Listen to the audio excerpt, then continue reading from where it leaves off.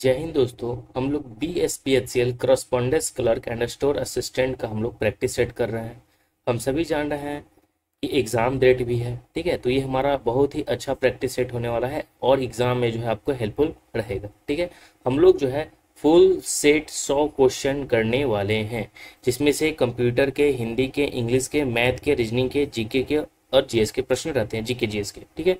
ये हमारा set number जो है, हम आपको बता दें कि ये सेट नंबर 4 है। इससे पहले हमने जो है 3 सेट हमने कर रखा है।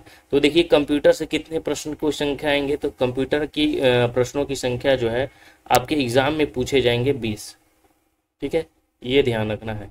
हिंदी के प्रश्न कितने, तो 10 पूछे जाएंगे। इंग्लिश के प्रश्न कितने, तो 10 ही पूछे जाएंगे।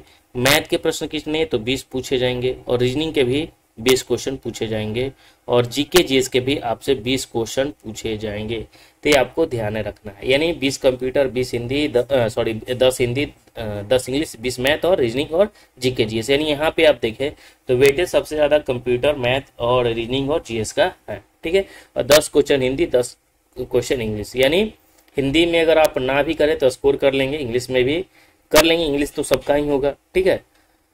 लेकिन मैथ और रीजनिंग अगर आपका अच्छा है तो आप जो है इस एग्जाम को क्रैक कर सकते हैं। और ऐसे ही एग्जाम में पूछे जाएंगे प्रश्न जैसे आप देख रहे हैं, ठीक है। तो चलिए हम लोग प्रैक्टिस सेट करते हैं। और ये हमारा जो है 100% सिलेक्शन प्रैक्टिस सेट है, ठीक है। कोई चार्ज तो लगने वाला नहीं है, तो वीडियो को लाइक और चैनल को सब्सक्राइब कर दीजिएगा, ठीक है। ये हमारा जो है 4th नंबर का प्रैक्टिस सेट है। चलिए तो शुरू करते हैं हम लोग, ठीक है। तो पहले हम बता दें कि ये सेट नंबर जो हमारा है वो कितना है, तो सेट नंबर 4 है, ये ध्यान रखना है। चलिए तो पहला क्वेश्चन हमारा है, ठीक है। पहला क्वेश्चन क्या कह रहा है, पहला क्वेश्चन देख लेते हैं। पहला क्वेश्चन है हमारा कि अशोक के अधिकांश शिलालेख किस भाषा में थे। अब देखिए अशोक के जो शिलालेख थे वो किस भाषा में थे, अशोक के जितने शिलालेख हुए वो किस भाषा में हुए, ठीक है। ये आपसे प्रश्न जो है पूछा है। तो अशोक के जो अधिकतम शिलालेख थे ना भाई, वो किस भाषा में थे, ये हमसे सवाल जो है पूछा है। तो देखिए तमिल में क्या थे, बिल्कुल नहीं। संस्कृत में थे क्या, बिल्कुल नहीं। ये जो था प्राकृतिक में था, क्योंकि किस भाषा में था, तो प्राकृतिक भाषा में था, ये ध्यान रखना है। तो अशोक के अधिकांश शिलालेख जो थे वो किस भाषा में थे, तो ये ध्यान रखना है कि वो जो थे वो किस भाषा में थे, तो प्राकृतिक भाषा में थे, ठीक है। और जो बौद्ध धर्म रिलेटेड है वो किस भाषा में है, तो ये भी ध्यान रखना है। बहुत ही अच्छा प्रश्न है ये। बौद्ध धर्म जो है उसकी भाषा जो है पाली है, ये आपको ध्यान रखना है, क्योंकि एग्जाम में पूछा जा सकता है आपसे, ठीक है। तो चलिए सेकेंड नंबर क्वेश्चन हम लोग देख लेते हैं। तो अशोक के अधिकांश जो शिलालेख है वो किस भाषा में, प्राकृतिक भाषा में। बौद्ध धर्म जो है संस्कृत भाषा में है, ये ध्यान रखना। बौद्ध धर्म जो है पाली भाषा में है, ये ध्यान रखना, ठीक है। तो अशोक की राष्ट्रीय भाषा लिपि के रूप में जो है पाली भाषा और ब्राह्मी लिपि दोनों का प्रयोग किया गया था, ठीक है। पाली भाषा का भी और ब्राह्मी जो है लिपि का प्रयोग किया गया था, ये ध्यान रखना है, ठीक है। लेकिन क्वेश्चन पूछा गया था कि जबकि जो है उपमहाद्वीप के उत्तर पश्चिम में पाए जाने वाले शिलालेख आरंभिक और यूनानी भाषा किसमें थे। तो देखिए अशोक के जो अधिकांश शिलालेख प्राकृतिक भाषा में अधिकांश था, लेकिन उस समय पाली में भी उसके मिले हैं। और बात करें तो ब्राह्मी लिपि था उनका, ठीक है। अरमाइक में भी मिला है, यूनानी लिपि में भी मिला है, ठीक है। खरोष्टी में भी मिला है, ब्राह्मी भी लिपा है, लेकिन अधिकतम पूछ रहा था, इसलिए प्राकृतिक इसका आंसर याद रखना है। चलिए नेक्स्ट है कि फुतुहात ए फिरोज शाही। क्वेश्चन क्या है हमारा कि फुतुहात ए फिरोज शाही में उसकी प्रशासनिक उपलब्धियों का रिकॉर्ड दिया गया है। तो किसकी जो है फुतुहात ए फिरोज शाही किससे संबंधित है, तो ये ध्यान रखना है फिरोज शाह तुगलक से है, ठीक है। फुतुहात फिरोज शाह तुगलक, ठीक है, ये आपको ध्यान रखना है, ठीक है। फिरोज शाह तुगलक का अगर हम बात करें तो 1351 से लेकर, ठीक है, ये ध्यान रखना है कि 1351 से लेकर उसने जो है ना 1388 तक जो है अपना राजपाट संभाला था, ठीक है। 1351 से लेकर 1388 ईस्वी तक संबंध किसका है, तो फिरोज शाह तुगलक का है, ये ध्यान रखना है। चलिए आगे देख लेते हैं। नेक्स्ट क्वेश्चन हमारा थर्ड नंबर है कि सर विलियम जोन्स द्वारा, जो सर विलियम जोन्स थे उनके द्वारा कलकत्ता, जो अब कोलकाता हो गया, वहां पे एशियाटिक सोसाइटी का गठन कब किया गया था। तो देखिए एशियाटिक सोसाइटी का जो गठन किया गया था वो 1784 में किया गया था। कब किया गया था, 1784 में किया गया था, ठीक है। और इस समय गवर्नर कौन था तो हमने बताया, ठीक है, वारेन हेस्टिंगस थे। और कौन किसके द्वारा किया गया था एशियाटिक सोसाइटी की स्थापना, तो सर विलियम जोन्स के द्वारा किया गया था। कब किया गया था, 1784 में। कहाँ किया गया था, कलकत्ता किया गया था। उस समय गवर्नर का भी याद रखना है, वारेन हेस्टिंगस था, ये ध्यान रखना है। आगे क्वेश्चन हम लोग देख लेते हैं 4 नंबर क्वेश्चन कि निम्नलिखित में से जो है कौन सा एक प्रसिद्ध क्रांतिकारी कार्यकर्ता और हिंदू सोशलिस्ट रिपब्लिक एसोसिएशन के नेता थे। अब सीधे ही याद रखना कि HSRA के नेता इनमें से कौन थे, ठीक है। तो HSRA के नेता जो थे वो थे चंद्रशेखर आजाद साहब। कौन थे, चंद्रशेखर आजाद, ठीक है, ये ध्यान रखना है। चंद्रशेखर आजाद जो है HSRA के नेतृत्व जो करते हैं वो कब करते हैं, 1928 में करते हैं। कब करते हैं, 1928 में इसका जो है नेतृत्व करते हैं, ये भी ध्यान रखना है, ठीक है। चलिए आगे देख लेते हैं हम लोग। 5 नंबर क्वेश्चन क्या है, 5 नंबर है सिक्किम कब भारत का एक राज्य बना था। बताइए सिक्किम जो है भारत का राज्य कब बना, सिक्किम जो है भारत का राज्य कब बना, 1975, 73, 72 या 50 में। तो सिक्किम 75, ये ध्यान रखना है, 1975 में ये बना था, ठीक है। और ये पूछेगा किस संविधान संशोधन के तहत, तो जो है 35वां अमेंडमेंट एक्ट, ठीक है, 35वां जो है अमेंडमेंट एक्ट के तहत ये बना था, ये भी ध्यान रखना है। 35वां संविधान संशोधन ये कब का है, 1974 का है। उसके तहत ये 1975 में जो है भारत का एक राज्य बना था सिक्किम, ये ध्यान रखना है। और अगर हम बात करें सिक्किम को स्वराज का दर्जा प्रदान किया गया, और जो 35वां के बाद एक 36वां संविधान संशोधन किया गया था, तो 36वां के तहत जो है ना इसे पूर्ण राज का दिया गया था, स्वराज का दर्जा दिया गया था 35वां संविधान संशोधन 1974, ठीक है, ये ध्यान रखना है। तो शामिल किया गया 35वां संविधान संशोधन 1974 और 36वां संशोधन के द्वारा इसे पूर्ण राज का दर्जा दिया गया था, ये भी ध्यान रखना है। आगे क्वेश्चन है 6 नंबर हमारा कि निम्न में से किस संविधान संशोधन जो है संविधान संशोधन के द्वारा मौलिक कर्तव्य को भारतीय संविधान में मिला गया। अब बताइए मौलिक कर्तव्य को जो है भारतीय संविधान में शामिल किया गया, तो मौलिक कर्तव्य को जो भारतीय संविधान में शामिल किया गया वो 42वां संविधान संशोधन, ठीक है। और ये 42वां संविधान संशोधन कब की है भाई, तो 1976 की है। कब की है, 1976 की है, ये ध्यान रखना है, ठीक है। मौलिक कर्तव्य जो है भाग किस में है, तो भाग 4 के ए में है, ये भी ध्यान रखना है। अनुच्छेद 51 के ए में जोड़ा गया भाग 4 में, ठीक है, 51 के ए में ये जोड़ा गया है, ठीक है। 51 ए के तहत कितने मौलिक कर्तव्य हैं, तो 10 मौलिक कर्तव्य को जोड़ा गया था। बाद में 86वां जो किया गया 2002 में, उसके बाद जो है 11 मौलिक कर्तव्य हो, ये भी ध्यान रखना है, ठीक है। तो हमने देखा 42वां संविधान संशोधन मौलिक कर्तव्य को जोड़ा गया। अनुच्छेद पूछे तो याद रखना है कि भाग 4 अनुच्छेद 51 के ए में, ठीक है, ये बहुत इंपॉर्टेंट है, ये ध्यान रखना है। तो जब पहले जोड़ा गया था तो इसमें 10 मौलिक कर्तव्य थे, कितने थे, 10 थे। और जब इसे 2002 में 86वां संविधान संशोधन किया गया, 86 वाला जो किया गया 2002 में, ये ध्यान रखना है। तब कितने मौलिक कर्तव्य हो गए, तो 11 मौलिक कर्तव्य हो गए, ये ध्यान रखना है। 7 नंबर क्वेश्चन देख लेते हैं कि भारतीय संविधान के अनुच्छेद 80 के अनुसार, अनुच्छेद जो 80 है भारतीय संविधान का, भारत में राज्यसभा में सदस्यों की अधिकतम संख्या कितनी हो सकती है। देखिए भारत का जो अनुच्छेद 80 है, ठीक है, याद रखना है। तो भारत का जो अनुच्छेद 80 है उसमें भारत में राज्यसभा का सदस्यों का अधिकतम संख्या जो अनुच्छेद कितना है, अनुच्छेद 250 के तहत। अब याद रखना है सरला, ये जो है आपको ध्यान रखना है सरला, ठीक है, स से और र से और ला से। संसद अगर आपसे पूछे संविधान का अनुच्छेद 79, ठीक है, राज्यसभा का पूछे तो 80 और लोकसभा का अगर पूछे अनुच्छेद तो 81, ठीक है, 79, 80, 81, ये आपको ध्यान रखना है, ठीक है, सरला। तो लोकसभा का संबंध अनुच्छेद 81, राज्यसभा का 80, ठीक है, और जो 100 से हमने क्या बताया, संसद पार्लियामेंट 80, ठीक है, ये ध्यान रखना है। अब अधिकतम 250 से अधिकतम नहीं हो सकता, तो पूछेगा कि अभी वर्तमान में कितना है भाई, तो वर्तमान में जो है ना 245 है। वर्तमान में कितना है, वर्तमान में 245 है।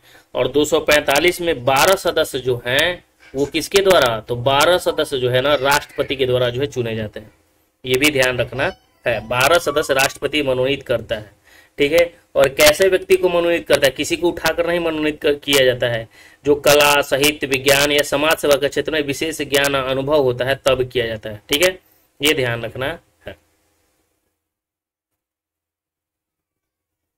और राज्यसभा का सदस्य की निम्नतम आयु ये भी आपसे पूछेगा, तो 30 वर्ष जो है निम्नतम आयु है, ये ध्यान रखना है, 30 वर्ष। तो आपको हमने क्या बताया, राज्यसभा अनुच्छेद 80, ठीक है, संसद पूछे तो 79, लोकसभा पूछे तो 81, ठीक है। राज्यसभा में अधिकतम संख्या कितनी हो सकती है, तो अधिकतम 250 है, वर्तमान में भी 245 है, अधिकतम 250 से ज्यादा नहीं होता है, ठीक है। तो 250 में राष्ट्रपति के द्वारा कितने सदस्य को मनोनीत किया जाता है, तो 12 सदस्य राष्ट्रपति चुन के आते हैं। और चुनने का भी नियम है कि कला के क्षेत्र में, ठीक है, वो साहित्य के क्षेत्र में, विज्ञान के क्षेत्र में जो है आपके पास अनुभव होना चाहिए तब, ठीक है। फिर उसके बाद मन से राष्ट्रपति ही चुनते हैं, ये ध्यान रखना है 12 राज्यसभा को। फिर पूछेगा कि राज्यसभा में अधिकतम उम्र सीमा कितनी होती है भाई, मतलब न्यूनतम कितना होना चाहिए कि आप राज्यसभा के मेंबर बन सकते हैं, तो 30 वर्ष, ठीक है। तो ये आपको ध्यान रखना है।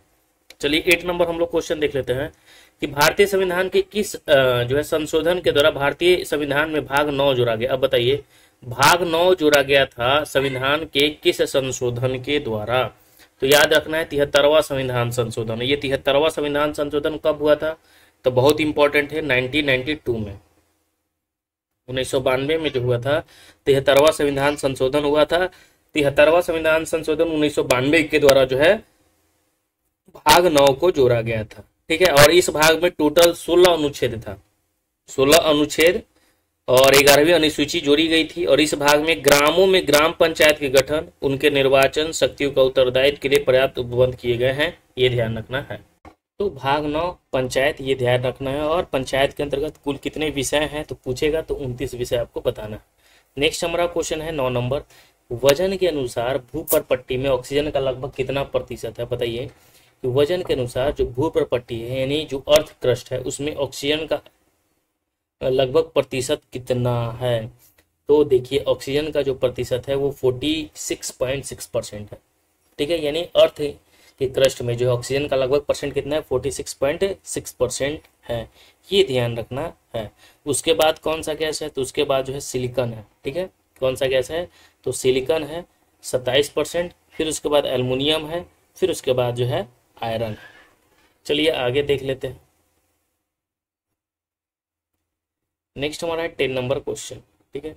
अब यहाँ पे 10 नंबर जो है क्वेश्चन हम लोग देख लेते हैं। 10 नंबर क्वेश्चन क्या कर रहा है कि पाक जो जलडमरू मध्य है किन दो, पाक जलडमरू मध्य हमने बताया था कि किन दो स्थल कृतियों को एक दूसरे से जो है पृथक करता है। तो देखिए पाक जलडमरू मध्य है भारत और श्रीलंका, किसके किसके, तो भारत और श्रीलंका को अलग करता है पाक जलडमरू मध्य, ठीक है। और ये कई बार एग्जाम में पूछ चुका है। उसी प्रकार आपसे मलक्का, तो मलक्का याद रखना है, मलय प्रायद्वीप और इंडोनेशिया और सुमात्रा द्वीप को, ठीक है। तो ये जो सेकंड नंबर बी हमारा है, यहाँ पे इसका आंसर हो जाएगा मलक्का, ठीक है, मलक्का, मलक्का जलडमरू मध्य, ठीक है। तो याद रखना है कि मलक्का, मलक्का हो गया, मलय प्रायद्वीप और इंडोनेशिया के सुमात्रा, ठीक है। फिर उसी प्रकार जो है उत्तरी अमेरिका को दक्षिणी अमेरिका से अलग करता है पनामा, कौन सा है, पनामा, उत्तरी अमेरिका को दक्षिणी अमेरिका से, ये ध्यान रखना। और अफ्रीका को यूरोप से जो है जिब्राल्टर, कौन सा है, जिब्राल्टर, जिब्राल्टर, ठीक है, जिब्राल्टर, ये ध्यान रखना है, ठीक है। तो पनामा जो है उत्तरी अमेरिका को दक्षिणी अमेरिका से, मलय प्रायद्वीप और इंडोनेशिया प्रायद्वीप को अलग करता है वो कौन, मलक्का, और भारत और श्रीलंका को अफ्रीका और यूरोप को जिब्राल्टर, और भारत और श्रीलंका को पाक जलडमरू मध्य।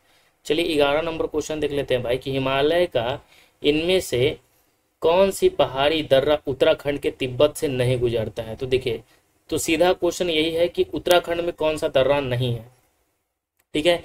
तो देखिए उत्तराखंड की अगर हम बात करें तो मन्ना दर्रा उत्तराखंड है, नीति दर्रा है और मांगसा दर्रा है। सिपकिल्ला दर्रा जो है, सिपकिल्ला जो है वो नहीं है यहाँ पे, ठीक है, ये ध्यान रखना है। सिपकिल्ला दर्रा उत्तराखंड को जो है तिब्बत से नहीं जोड़ता है, बल्कि ये हिमाचल प्रदेश के जो है किन्नौर जिले से तिब्बत को जोड़ता है। तो सिपकिल्ला जो हिमाचल प्रदेश में है, मन्ना, नीति और जो मांगसा, ये धुर्रा, ये उत्तराखंड में है, ये ध्यान रखना। अब जम्मू कश्मीर में कौन कौन सा दर्रा है, तो बुर्जिला दर्रा, बनिहाल दर्रा और पीर पंजाल दर्रा। लद्दाख में काराकोरम, चांगला, खरदुल्ला और जोजिला। हिमाचल प्रदेश में रोहतांग, सिपकिल्ला, बारालाचा। उत्तराखंड में नीति दर्रा, माना दर्रा, मुलिंगाला दर्रा, मांगसा, धुर्रा दर्रा। और मणिपुर में तुजू दर्रा है। अरुणाचल प्रदेश में दिक्पू दर्रा, ठीक है, और बोमडिला दर्रा, जो बहुत इंपॉर्टेंट है, याद रखना है, अरुणाचल प्रदेश का। नेक्स्ट है 12 नंबर क्वेश्चन, निम्नलिखित में से कौन सा सही है, ठीक है, निम्नलिखित में से कह रहा है क्वेश्चन कि कौन सा जो है सही है। तो देखिए, खरीफ फसलें सर्दियों की फसलें हैं, बताइए खरीफ फसलें क्या सर्दी की फसल है, ठीक है। रबी फसलें मानसून की फसलें। गेहूं जो है ना वो रबी फसल के अंतर्गत आता है, ये ध्यान रखना है। इसका आंसर जो हो जाएगा बी हो जाएगा, गेहूं फसल जो है वो रबी के अंतर्गत आता है, ठीक है। और ये अक्टूबर नवंबर के महीने में ये बोई जाती है, ये भी ध्यान रखना है। इसमें जो है कम तापमान तथा पकते समय शुष्क और गर्म वातावरण की आवश्यकता होती है। आगे क्वेश्चन हम लोग देख लेते हैं 13 नंबर क्वेश्चन। भारत में 2011 की जनगणना के अनुसार निम्नलिखित में से किस राज्य की जनसंख्या घनत्व सबसे अधिक है, बताइए। 2011 की जनगणना के अनुसार किस राज्य का जनसंख्या घनत्व जो है सबसे अधिक है, ठीक है। डेंसिटी कहाँ का सबसे अधिक है, ये कोई पूछने वाली बात है, अपना बिहार, ठीक है। जमीन कम और जनसंख्या ज्यादा। नेक्स्ट है क्वेश्चन, निम्न में से किस उपकरण का उपयोग जो है वायुमंडलीय दाब को मापने के लिए किया जाता है, ठीक है। वायुमंडलीय दाब के मापने के लिए, अब देखिए जनसंख्या घनत्व से अगर पूरे भारत की बिहार का जो जनसंख्या घनत्व है ये याद रखना है, 1102 प्रति वर्ग किलोमीटर, याद रखना है, यानी 1102 व्यक्ति प्रति वर्ग किलोमीटर, ये ध्यान रखना है। और फिर उसके बाद है बंगाल की, फिर उसके बाद है उत्तर प्रदेश की, ठीक है, ये ध्यान रखना है। और अगर हम केंद्र शासित प्रदेश में बोले तो प्रथम स्थान पर दिल्ली है, लेकिन ऑप्शन में दिल्ली है नहीं, केंद्र शासित में पहला प्रथम स्थान पर दिल्ली है। निम्न में से किस उपकरण का उपयोग जो है वायुमंडलीय दाब को मापने के लिए किया जाता है, ये कोई पूछने वाली बात है। वायुमंडलीय दाब को मापने के लिए किया जाता है तो बैरोमीटर। ओडोमीटर से क्या मापा जाता है, तो वाहन द्वारा मापा जाता है। ओडोमीटर से वाहन मापा जाता है, वाहन द्वारा चली गई दूरी मापने के लिए, कितना जो है दूरी गया, ठीक है। मोटरसाइकिल आप चलाते हैं देखते हैं, मैं डिस्टेंस बताता है कितना दूरी ट्रेवल किया, तो ओडोमीटर लगा हुआ है। थर्मामीटर, तो शरीर का जो तापमान होता है वो। टेट्रामीटर, अब टेट्रामीटर के बारे में हमें नहीं पता है क्या है टेट्रामीटर, ठीक है, ये ध्यान रखना है। एक हाइग्रोमीटर आर्द्रता मापता है और बैरोमीटर दाब। नेक्स्ट है क्वेश्चन हमारा, ठीक है, इसको हम 15 नंबर क्वेश्चन कि जो है क्या कर रहा है कि मेटास्टैटिक अस्थि कैंसर के उपचार के लिए, ठीक है, क्या क्वेश्चन क्या कर रहा है कि मेटास्टैटिक जो है अस्थि कैंसर, ठीक है, मेटास्टैटिक जो है अस्थि कैंसर के उपचार के लिए किस रेडियो आइसोटोप का उपयोग किया जाता है, ठीक है। तो ये किया जाता है स्ट्रोंटियम 89, किसका, स्ट्रोंटियम 89 का उपयोग किया जाता है। नेक्स्ट हमारा है 60 नंबर क्वेश्चन, बोल रहा है कि निम्न में से कौन सा लेड अयस्क है। लेड का अयस्क है, लेड पता होगा ना, शीशा को कहा जाता है, ठीक है। अब यहाँ पे देखिए कुछ हम थोड़ा सा इसमें बता देते हैं कि देखिए स्ट्रोंटियम 89 जो होता है ना वो मेटास्टैटिक अस्थि कैंसर के लिए, अस्थि हड्डी कैंसर होता है ये, जिसमें मेटास्टैटिक अस्थि कैंसर में उपयोग होता है। आयोडीन 131 अगर आपसे पूछे कि आयोडीन 131 में जो है ना थायराइड कैंसर होता है, ठीक है। और कोबाल्ट 60 जो है रक्त कैंसर के उपचार में किया जाता है। तो अलग अलग कैंसर का अलग अलग है, ठीक है। एक कोबाल्ट 60 भी प्रयोग किया जाता है, कोबाल्ट 60, ठीक है। तो ये जो कोबाल्ट 60 है, ठीक है, वो होता है रक्त कैंसर के लिए, ये ध्यान रखना। कोबाल्ट 60 जो है वो किसके लिए, तो रक्त कैंसर के लिए, ठीक है। बहुत खतरनाक बीमारी यार, इसका इलाज जो है ना बहुत जरूरी है। वैक्सीन ऐसा आना चाहिए इसका कि ठीक हो जाए, होना ही। निम्न में से कौन सा लेड का अयस्क है, तो बक्साइड किसका अयस्क है, आपको पता होगा, ठीक है। एल्युमिनियम का है बक्साइड। तो लेड का अयस्क इसमें से कौन सा है, गैलेना, ठीक है, ये ध्यान रखना। एल्युमिनियम का अयस्क है बक्साइड, लेड का है गैलेना, पीबीएस जिसे कहा जाता है। लोहा का है लिमोनाइट, सिडेराइट। मैग्नीज का क्या है, मैग्नीज का अगर आपसे पूछे तो पायरोल्यूसाइड, ये जो है पहला ऑप्शन जो दिया हुआ है ये मैग्नीज का है अयस्क, ठीक है। यूरेनियम का है पिच ब्लेड, ठीक है। जिंक का है कैलेमाइन, जिंक ब्लेड। और पारा का है सीनेबार। और ये लिमोनाइट जो है किसका है, ठीक है, तो लिमोनाइट जो है लोहा का, ठीक है, ये ध्यान रखना है। और पैरोल्यूसाइड क्या है, किसका है, तो पैरोल्यूसाइड जो है मैग्नीज का है, ये भी ध्यान रखना, ठीक है। चलिए आगे क्वेश्चन हम लोग देख लेते हैं। 17 नंबर क्वेश्चन बोला है कि रक्त का निम्नलिखित में से कौन सा घटक थक्कों के निर्माण में सहायक होता है। थक्कों के निर्माण में सहायक होता है बिंबाणु, जिसे हम प्लेटलेट्स कहते हैं। ठीक है, अब प्लेटलेट्स क्या होता है कि अगर रक्त में मौजूद सूक्ष्म कण होता है प्लेटलेट्स, जो रक्त का थक्का बनाने में मदद करता है, प्लेटलेट्स काउंट कम हो जाएगा तो रक्त आपका थक्का नहीं बनेगा। ठीक है, तो जैसे मान लेते हैं कि कभी कभी किसी को ऑपरेशन की जरूरत पड़ गई, ठीक है, जैसे प्रेग्नेंट लेडी हो गई, ठीक है, तो उसका उनका अगर कोई लड़की का जो है फीमेल का डिलीवरी होने वाला है, ठीक है, तो अगर उसका प्लेटलेट्स डाउन है तो डॉक्टर जो है ना ऑपरेशन करने से हिचकिचाएगी, क्योंकि रक्त थक्का नहीं होगा, तो जो जख्म है वो कैसे सही होगा, ठीक होगा।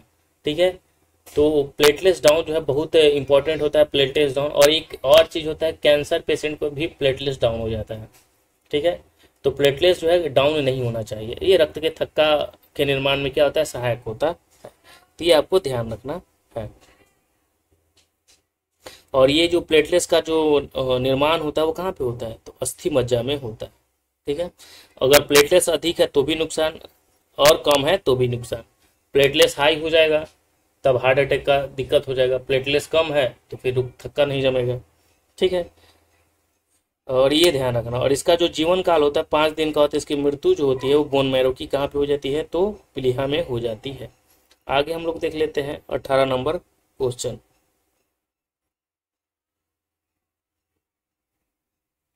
11 मई 2024 को किस पूर्वोत्तर भारत की पहली महिला डीजीपी नियुक्त की गई। अब बताइए, पहली भारत की पहली महिला जो है डीजीपी नियुक्त की गई, किन्हें नियुक्त किया गया है भाई। ठीक है, ये क्वेश्चन पूछने वाला है इदासीसा नोगरांग को। इदासीसा नोगरांग को जो है पहली महिला डीजीपी पूर्वोत्तर की, ये मेघालय की बनी है। ठीक है, कहाँ की ही, तो मेघालय की।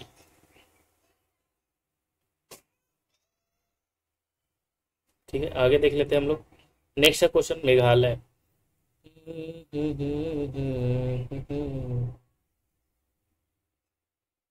नेक्स्ट क्वेश्चन हमारा 19 नंबर क्वेश्चन। 19 नंबर क्वेश्चन हमारा है कि वर्ल्ड इकोनॉमिक फोरम द्वारा जून 2024 में जारी दुनिया का 146 देशों के ग्लोबल जेंडर गैप इंडेक्स में जो है भारत का रैंक क्या है। ठीक है, ग्लोबल जेंडर गैप इंडेक्स में जो भारत का स्थान है 129 है। कितना है, 129 है, ये ध्यान रखना। चलिए आगे देख लेते हैं 20 नंबर क्वेश्चन। ठीक है, अगर पूछेगा कि पहले स्थान पे कौन है, तो पहले स्थान पर लगातार 15 सालों से ये ही है। कौन, आयरलैंड। ये ध्यान रखना। चलिए आगे देख लेते हैं 20 नंबर क्वेश्चन। यहाँ से हमारा जो है मैथ का क्वेश्चन स्टार्ट होता है। अच्छा 20 नंबर, सॉरी, अभी 21 से क्वेश्चन स्टार्ट होगा। विश्व आर्थिक मंच WEF के द्वारा जो है 21 मई 2024 को जारी यात्रा और पर्यटन विकास सूचकांक 2024 में भारत का जो है 119 देशों में कौन सा जो है रैंक हासिल हुआ है, तो ये हुआ है 39। ठीक है, वर्ल्ड इकोनॉमिक फोरम जो है जारी करता है। अब देख लेते हैं 21 नंबर क्वेश्चन। यहाँ हमारा गणित से क्वेश्चन है। अब यहाँ पे देखिए, इसको सॉल्व करना है, तो इसको सॉल्व करना भाई बहुत ही आसान काम भी नहीं है और कठिन काम भी नहीं है। ठीक है, इसे क्वेश्चन को मॉडरेट कहते हैं। आपको कैलकुलेशन फास्ट होना आना चाहिए ताकि आप आसानी से बना सके। इसका जो आंसर आएगा वो -225 आएगा। कितना आएगा, -225 आएगा। इसको सॉल्व करिए क्योंकि ये नॉर्मल क्वेश्चन है। ठीक है, अब देखिए 22 नंबर क्वेश्चन है, ये भी नॉर्मल ही है। देखिए यहाँ पे लिखा हुआ है x का मान 3 और y का मान 2। ठीक है, यानी x/y और 3/2 है, तो यानी जो x के सामने वो x का मान है, जो y के सामने है वो y का मान है। तो x का स्क्वायर कितना होगा, तो x का स्क्वायर 3 का स्क्वायर 9 और 2 का स्क्वायर 4, तो 9 और 4 13। नीचे से घटाएंगे तो 9 में से 4 कितना हो जाएगा, 5, यानी 13/5 इसका आंसर हो जाएगा। ठीक है, आई होप कि यहाँ पे समझ आने की जरूरत ही नहीं थी। अब 23 नंबर क्वेश्चन देखिए, यहाँ ये हमारा क्वेश्चन देखिए 10 है, 221 है, 12 है, 16 है। तो देखिए 16 का वर्गमूल कितना, 4, 12 4 कितना हो जाएगा, 16 हो जाएगा। तो फिर 16 का वर्गमूल कितना हो जाएगा, 4, फिर 221 से 4 कितना हो जाएगा, 25 हो जाएगा। 225 का वर्गमूल कितना, 15, फिर 15 और 10 कितना हो जाएगा, 25 हो जाएगा। फिर 25 का वर्गमूल कितना हो जाएगा, 5, यानी 5 5 5 आंसर हो गया। ठीक है, यहाँ पे समझ में आ रहा होगा। चलिए आगे देख लेते हैं 24 नंबर क्वेश्चन। बोल रहा है कि एक मेज और एक झूला प्रत्येक को जो है 9336 रुपए में बेचा जाता है। ठीक है, ये क्वेश्चन को आपको ध्यान से देखना है। यानी एक झूला एक मेज को प्रत्येक को, एक मेज और एक झूला को प्रत्येक को 9636 रुपये में बेचा जाता है, 9936 में बेचा जाता है। ठीक है, ये ध्यान रखना।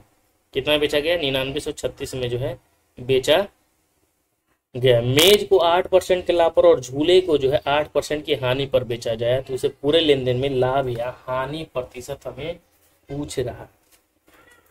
ठीक है, तो पूरे लेन देन में 8% लाभ और 8% हानि, तो टोटल परसेंटेज ये है, तो आपको पता होगा ना कैसे कैसे लोग हैं यहाँ पे।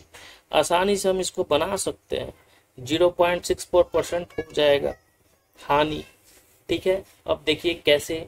अब देखिए 8% लाभ या 8% हानि, लाभ या हानि पूछ रहा है, तो इससे मतलब ही नहीं रखना है इसको।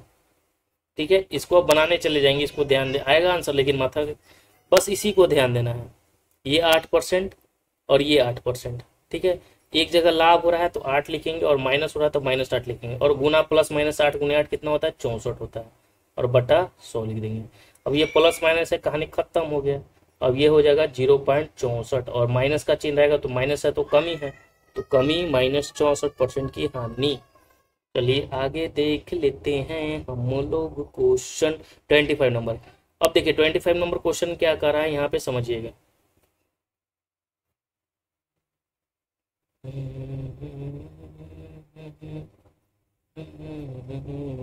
देखिए एक 13% हानि और 15% लाभ के बीच का अंतर जो है 63 रुपया। ठीक है, तो प्रश्न में वस्तु का लागत मूल्य क्या होगा? ठीक है, हमें से लागत मूल्य पूछ रहा है। तो अब देखिए 13% हानि और 15% लाभ के बीच का, तो मान लेते हैं कोई भी लागत मूल्य है, एक से नहीं पता, तो उसका 13% हानि कितना होगा? ठीक है, तो 13% हानि कहिएगा तो 87 हो जाएगा। 100 में से 13 घटाएंगे तो 87, और 15% लाभ कितना होगा? तो 115। तो हम क्या करेंगे? 115 में से कितना घटा देंगे? 63 घटा देंगे। तो कितना का अंतर है भाई? अरे यार 63 का है कि 15% ना, तो 15% कम करेंगे तो कितना हो जाएगा? 13% हानि यानी 87%। 87 115 में से अगर हम 87 घटाते हैं तो कितना आ जाएगा भाई? अब यहाँ नीचे देखिए, यहाँ नीचे हम 100 नहीं लिखे हैं, परसेंटेज हम मान रहे हैं। ठीक है, यहाँ पे समझिएगा 100 मूल होता है ना, तब 15% लाभ यानी 115% हम लिख देते हैं, 115x। ठीक है, और में से 13% हानि यानी 13% हानि 100 में से घटाएंगे 13 तो कितना हो जाएगा? तो कहिएगा कि सर 87 हो जाएगा, तो 87 x% हो गया। इन दोनों का जो अंतर दिया हुआ है कितना दिया हुआ है? तो 63 रुपये का अंतर दिया हुआ है। अब बताइए, तो 115 में से 87 घटाइएगा तो कितना आ जाएगा? 15 में से 7 गया 8 और 2 यानी 28x%। 28x% बराबर कितना है? तो 63 है। अब बताइए इसको काट सकते हैं क्या? इसको काट सकते हैं क्या? तो काटिए इसको। देखिए देखिए यहाँ पे 4 सते 28 और 9 सते 63, 4 7 28 9 सते 63। तो यहाँ x गुने इसको 4% को 4 बटा तो 100 लिख सकते हैं, और बराबर इसको 9 लिख सकते हैं। तो x बराबर कितना हो जाएगा? 900 बटा 4। अब 900 बटा 4 है क्या? नहीं है। 900 बटा 4 नहीं है, तो ये कट जाएगा कितने बार में? 4 दुनिया 8, 2 2 5। ठीक है, 225 बार में कट जाएगा, तो इसका 225 आंसर हो जाएगा। तो है ना आसान? इस लगा क्या कठिन? ठीक है, तो ऐसे ही ऐसे प्रश्न आएंगे। ठीक है, तो इसमें आपको घबराना नहीं। चलिए आगे हम लोग देख लेते हैं। नेक्स्ट हमारा है 26 नंबर क्वेश्चन। 26 नंबर क्वेश्चन क्या है मेरे भाई, कि रामू ने एक टीवी सेट अंकित मूल्य पर 25% की छूट के बाद घाटे हुए मूल्य पर 15% के अतिरिक्त छूट पर खरीदा। यदि अंकित मूल्य जो है 12,000 रुपये था तो उसने टीवी सेट किस मूल्य पर खरीदा? अब बताओ यार, ये क्वेश्चन हमसे पूछा है।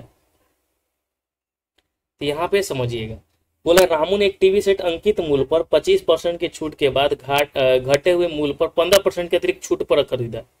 जो घटा मूल्य उसी को 15% के, तो यदि अंकित मूल्य जो है इतना के बराबर है तो उसने टीवी सेट किस मूल्य पर खरीदा। अब ऐसे नहीं बनाना, इसको बनाते हैं। जैसे समझिएगा क्वेश्चन, मान लेते हैं कि अंकित मूल्य जो है 100 रुपया है। कितना है? 100 रुपया। समझिएगा यहाँ पे, मान लेते हैं कि अंकित मूल्य कितना है? 100 रुपया है। यहाँ पे समझते हैं, मान लेते हैं कि अंकित मूल्य जो है 100 रुपया है। Colour change. ठीक है, अंकित मूल्य कितना है तो 100 रुपया है, यहाँ पे समझ लिए 100 रुपया है। अब 25% की छूट, अंकित मूल्य पर ही छूट दिया जा रहा है, 25% का छूट दिया जा रहा है, तो 25% का छूट दिया जा रहा है यानी कितना में तो 75 में। जब 25% का छूट देंगे 100 का तो कितना हो जाएगा, 25% का छूट देंगे तो 75% हो जाएगा, ये ध्यान रखना है। या डायरेक्ट ऐसे करो ना यार, जब यहाँ पे अंकित मूल्य दिया ही हुआ है 12,000, 12,000 तो लिख देंगे 12,000 और गुने 25% का छूट दे रहा है तो 75/100 लिखेंगे, और फिर 15% का छूट दे रहा है तो 85/100 लिखेंगे। क्या है कि उतना करना, ठीक है। अब 00 से 00 खत्म, 10 से 10 और खत्म कीजिए, ठीक है। और इसको जो है 5 दूनी 10 काटिए और 6 दूनी 12 काटिए, ठीक है। और 15 पचे 75 हो गया ये, ठीक है। तो आ गया कितना 6 गुने 15 और गुने 85, तो कितना आ जाएगा गुना आंसर 50, 25, 25 छक्के 150, यानी जीरो तो आंसर आ रहा है, इकाई 7650 इसका आंसर आ जाएगा, ठीक है 7650, ठीक है। तो इसका आंसर हो जाएगा 7650। आई होप कि आपको समझ में आया होगा, उम्मीद है, ठीक है।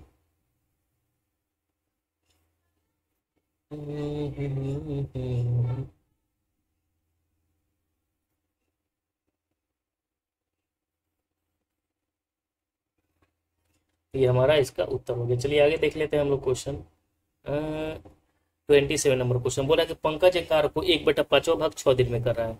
तो पंकज 1/5 यानी पंकज जो कर रहा है कितने दिन में कर रहा है, यहाँ पे समझिएगा। पंकज जो कर रहा है वो कितना दिन में कर रहा है, तो पंकज 1/5 यानी पंकज जो है 30 दिन में कर रहा है, ठीक है, एक कार्य को।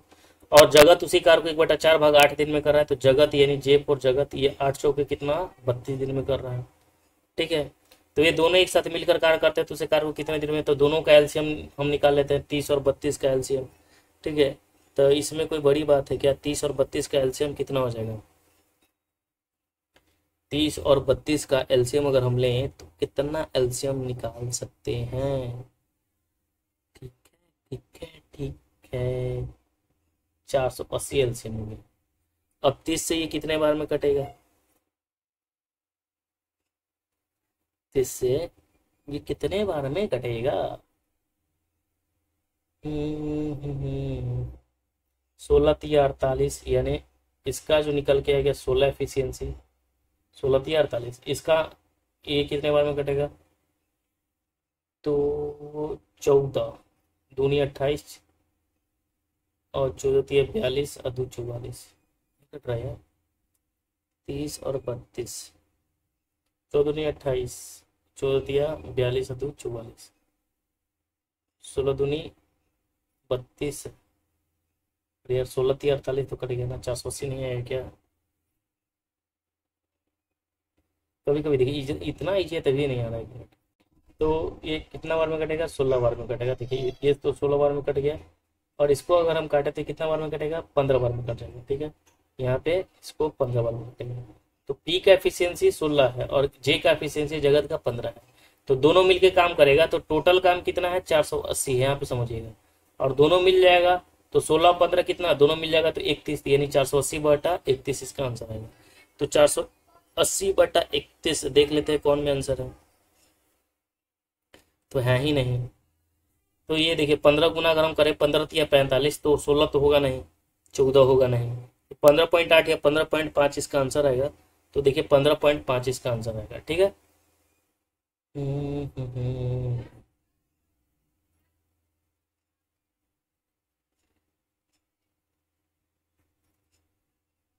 चलिए नेक्स्ट क्वेश्चन देख लेते हैं हम लोग।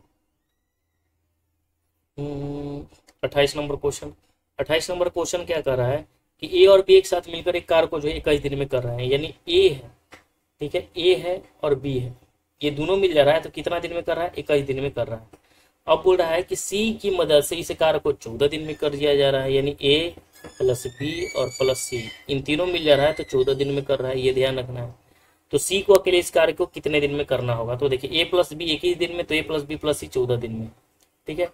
तो 21 और 14 का हम एलसीएम निकालेंगे, तो 21 और 14 के एलसीएम आप 42 ले लीजिए, तो 21 दूनी 42 है और 14 तिया 42, यानी देखिए ए प्लस बी मिलके 2, यानी ए एक रोटी बना रहा होगा, बी भी एक रोटी बना रहा होगा, तो सी भी एक रोटी, यानी ए का काम एक, बी का काम एक और सी का काम एफिशिएंसी एक है। ठीक है, तो बोल रहा है कि सी अकेले कार को तो टोटल रोटी 20 बनाना है और सी का काम एक दिन में एक ही बना रहा है, तो कितना 42 दिन लग जाएगा, आंसर हो गया इसका। ठीक है, तो ये भी इजी क्वेश्चन था और इजी क्वेश्चन पूछेगा। नेक्स्ट है क्वेश्चन हमारा 29 नंबर क्वेश्चन, बोल रहा है कि ए अकेले किसी कार्य को 20 दिन में कर रहा है, तो ए जो है अकेले किसी कार्य को 20 दिन में कर रहा है। ठीक है, अब बोल रहा है कि बी अकेले उसी कार्य को जो है 15 दिन में कर रहा है, तो बी जो है अकेले इसी कार्य को 15 दिन में कर रहा है। सी अकेले उसी कार्य को जो है 18 दिन में कर रहा है, सी जो है अकेले उसी कार्य को 18 दिन में कर रहा है। बी और सी एक साथ कार्य शुरू करते हैं और 4 दिन के बाद दोनों कार्य छोड़ देते हैं, तो सबसे पहले इन तीनों का जो है एलसीएम हमारा काम होता है निकालना। ठीक है, तो एलसीएम अगर हम निकालेंगे तो 20, 15 और 18, तो हम 90 एलसीएम ले लेते हैं। 90 तो कटेगा क्या, नहीं कटेगा। ठीक है, 20, तो हम इसका जो है 180 एलसीएम ले लेते हैं। ठीक है, ए का एफिशिएंसी कितना हो जाएगा, ए का एफिशिएंसी जो हो जाएगा 20 में 80 काटेंगे तो 0 दूनो 18 यानी 9। ठीक है, फिर बी का एफिशिएंसी अगर हम निकालें, बी का एफिशिएंसी कितना हो जाएगा, तो 15 और 12 5 60 और 12 6 18 यानी 12 कट जाएगा। और सी का कितना हो जाएगा 10, यानी ए एक दिन में 9 रोटी, बी एक दिन में 12 रोटी और सी जो एक दिन में 10 रोटी बना रहा है, टोटल 180 रोटी बनाना है। अब आगे यहाँ क्वेश्चन देखिए, ए 20 दिन में कर रहा है, बी 15 दिन में कर रहा है, सी 18 दिन में कर रहा है। अब हो रहा है कि बी और सी एक साथ जो है काम शुरू करते हैं। ठीक है, लेकिन 4 दिन के बाद जो है काम छोड़ देते हैं, तो 4 दिन तक काम किया ना, तो बी और सी, तो बी और सी एक दिन में 12 रोटी बी बना रहा है, सी 10, तो एक दिन में दोनों मिल जाएंगे तो रोटी कितना बनाएगा, तो 12 10 22 रोटी बनाएंगे। और ये दोनों मिलकर जो है एक दिन में 22 रोटी, तो 4 दिन में कितना बनाएगा, तो 88 रोटी बनाएगा। टोटल रोटी 180, 180 में से 88 अगर हम घटा दें तो कितना रोटी बच जाएगा, तो 10 में से 8 गया 2 और 17 में से 8 गया 9, 9 और 17 यानी 92 रोटी बच जाएगा। ये 92 रोटी जो बच गया वो किसको करवाना है, तो एक को करवाना है। एक के एफिशिएंसी कितना है, 9 है, तो 9 92/9 कर देंगे। ठीक है, तो 92/9 को पूर्णांक में अगर हम तोड़ना चाहें तो क्या लिखेंगे, 10 9 90 92 यानी 10.2/9 आंसर। आगे देख लेते हैं हम हमारा। ठीक है, 30 नंबर क्वेश्चन। 30 नंबर क्वेश्चन क्या कह रहा है, किसी परीक्षा में उत्तीर्ण होने के लिए टोनी को न्यूनतम 40% अंक प्राप्त करने चाहिए। कितने अंक प्राप्त करने चाहिए, तो 40% अंक प्राप्त करने चाहिए, ये ध्यान रखना। तो किसी परीक्षा में उत्तीर्ण होने के लिए टोनी को न्यूनतम 40% अंक प्राप्त करने चाहिए। उसे 120 अंक प्राप्त हुए और 30 अंकों से फेल हो गया, तो पूर्णांक ज्ञात करना है। ठीक है, तो बहुत ही अच्छा क्वेश्चन है। बोल रहा है कि किसी परीक्षा में उत्तीर्ण होने के लिए टोनी को न्यूनतम 40%, यानी न्यूनतम कम से कम कितना परसेंट लाना है उसको, तो 40% लाना है। 40% लाना है। यही 40% किसके बराबर है, तो कहिएगा कि 120 अंक प्राप्त हुआ और 30 अंकों से फेल हो, यानी 120 और 30 यानी ये 40% कितने के बराबर है, तो 150 के बराबर है। तो 0 से 0 खत्म हो गया, यानी 1% बराबर अगर हम बात करें कि 1% बराबर कितना हो गया, 15/4। ठीक है, तो 100% बराबर कितना हो जाएगा मेरे भाई, तो 100% बराबर कहिएगा कि 15/4 और गुने 100 कर दे देंगे, तो 25 चौके 100 और 25 में 15 से अगर हम मल्टीप्लाई करेंगे तो 25 15 कितना होता है, तो ये कोई बड़ी बात है, 375 होता है। तो पूर्णांक कितना हो जाएगा, 375 हो जाएगा। 100% का मान पूछा था। ठीक है, तो ये हमारा बन गया आसानी से। चलिए नेक्स्ट क्वेश्चन हम लोग देख लेते हैं 31 नंबर क्वेश्चन। 31 नंबर क्वेश्चन क्या कह रहा है कि भुवन के वेतन में, ठीक है, भुवन के वेतन में पहले 16% की कमी की गई। ठीक है, तो भुवन के वेतन में पहले 16% की कमी की गई और बाद में 25% की वृद्धि की गई, तो उसके वेतन में शुद्ध परिवर्तन कितना हुआ, तो पहले 16% की कमी यानी -16, यहाँ पे समझना है। पहले 16% की कमी तो -16, फिर 25% की वृद्धि यानी +25। ठीक है, और प्लस माइनस -25 उन्हें क्या कर देंगे, 16 कर देंगे और बटा 100 कर देंगे। अब इसको काटेंगे, 25 चौके 100 और 4 चौके 16। अब ये 25 में से 16 घटेगा तो कितना बच जाएगा, तो 16 9 25 यानी 9 बचेगा और -4 इधर, तो 9 में से 4 हो गया कितना, 5। 5 प्लस में आया तो 5% की वृद्धि होगी। ठीक है, ये हमारा उत्तर हो गया। तो इजी तो था ना। ठीक है, तो जब भी कमी और वृद्धि रहे तो बस यही लगाना है, प्लस। ठीक है, प्लस प्लस है तो प्लस प्लस, प्लस माइनस है तो प्लस माइनस। आगे क्वेश्चन है कि यदि किसी वृत्त की त्रिज्या में 25% की कमी कर दी जाए तो इसके क्षेत्रफल में कितना कमी हो जाएगा। अब किसी वृत्त की त्रिज्या में 25% की कमी कर दी जा रहा है तो क्षेत्रफल में कितना 25% की कमी की जा रही है। तो अभिष्ट कमी निकाल देते हैं, तो 25 लिखेंगे और -25 और प्लस -25 गुने 25 यानी 625, या ऐसे ही लिखो, इसको 25 गुने 25 लिखो, काटने में आसान रहेगा, और बटा 100, तो 25 चौक के 100 हो गया। ये 25 से 25 खत्म, तो -25/4, तो 4 छक 24, कितना जगह 4 छक 24 यानी 6.25%, ये माइनस में आएगा तो यानी क्या होगा, तो कमी। ठीक है, तो यहाँ इसका आंसर क्या आ जाएगा, कमी आ जाएगा आंसर इसका। ठीक है, ये ध्यान रखना।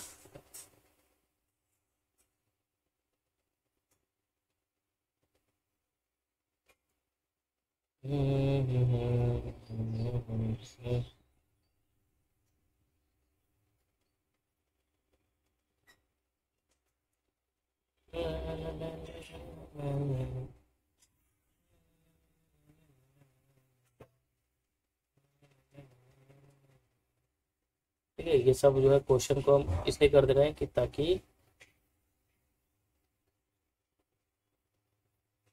दिक्कत ना हो। पीडीएफ डाल देते हैं इस चैनल पे ही, ठीक है, जो डिस्क्रिप्शन में आपको मिलेगा। नेक्स्ट है क्वेश्चन हमारा 33 नंबर क्वेश्चन। किशन ने जो है एक निश्चित गति से 96 किलोमीटर, कितना है 96 किलोमीटर, ये ध्यान रखना है, 96 किलोमीटर की दूरी साइकिल से तय किया। यदि वह प्रति घंटा 4 किलोमीटर धीमे साइकिल चलाता है तो उसे गंतव्य स्थान पर पहुंचने में 2 घंटे का अतिरिक्त समय लगता है। समझ में आ रहा है। तो देखिए यहाँ पे क्वेश्चन समझना है क्या बोल रहा है कि किशन जो है ना एक निश्चित गति से 96 किलोमीटर की दूरी साइकिल से तय करता है। यदि वह प्रति घंटा यानी 1 घंटा में 4 किलोमीटर के स्पीड से चल रहा है तो उसे गंतव्य स्थान पर पहुंचने में 2 घंटे का अतिरिक्त समय लगता है। तो किलोमीटर प्रति घंटा में वो गति क्या है जिस पर किशन ने वास्तव में साइकिल जो है चलाया है। ठीक है, यही हमसे क्वेश्चन पूछा है।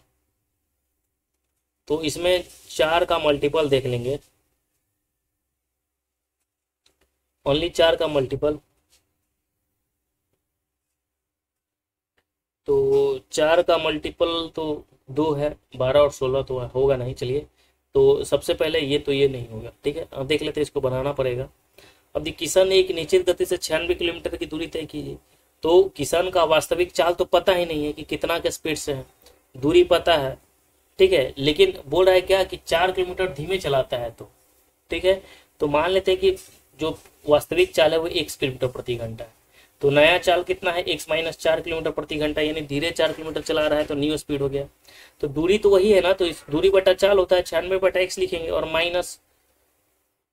ठीक है, इसको ऐसे लिख देते हैं 96/x - 4 और बटा 96 बटा कितना x, और इन दोनों का जो अंतर है वो कितने का अंतर है, तो बोल रहा है कि 2 घंटे का अंतर। अब इसको सॉल्व करेंगे, हमारा आंसर आ जाएगा। तो इसका आंसर हो जाएगा 16 भाई। ठीक है, ये ध्यान रखना, इसको सॉल्व कीजिएगा, आ जाएगा उत्तर हमारा।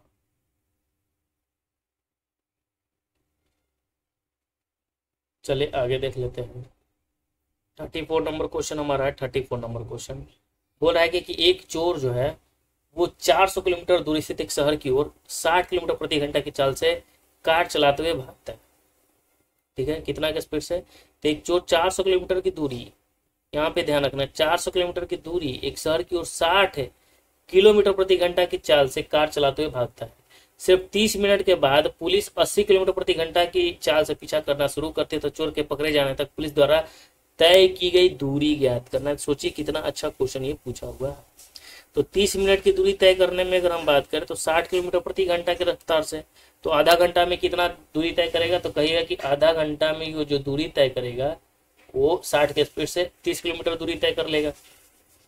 ठीक है, बोल रहा है ना कि आधा मिनट के बाद 80 के स्पीड से चल रहा है, तो आधा मिनट यानी ये चोर जो है 30 किलोमीटर 30 जो है,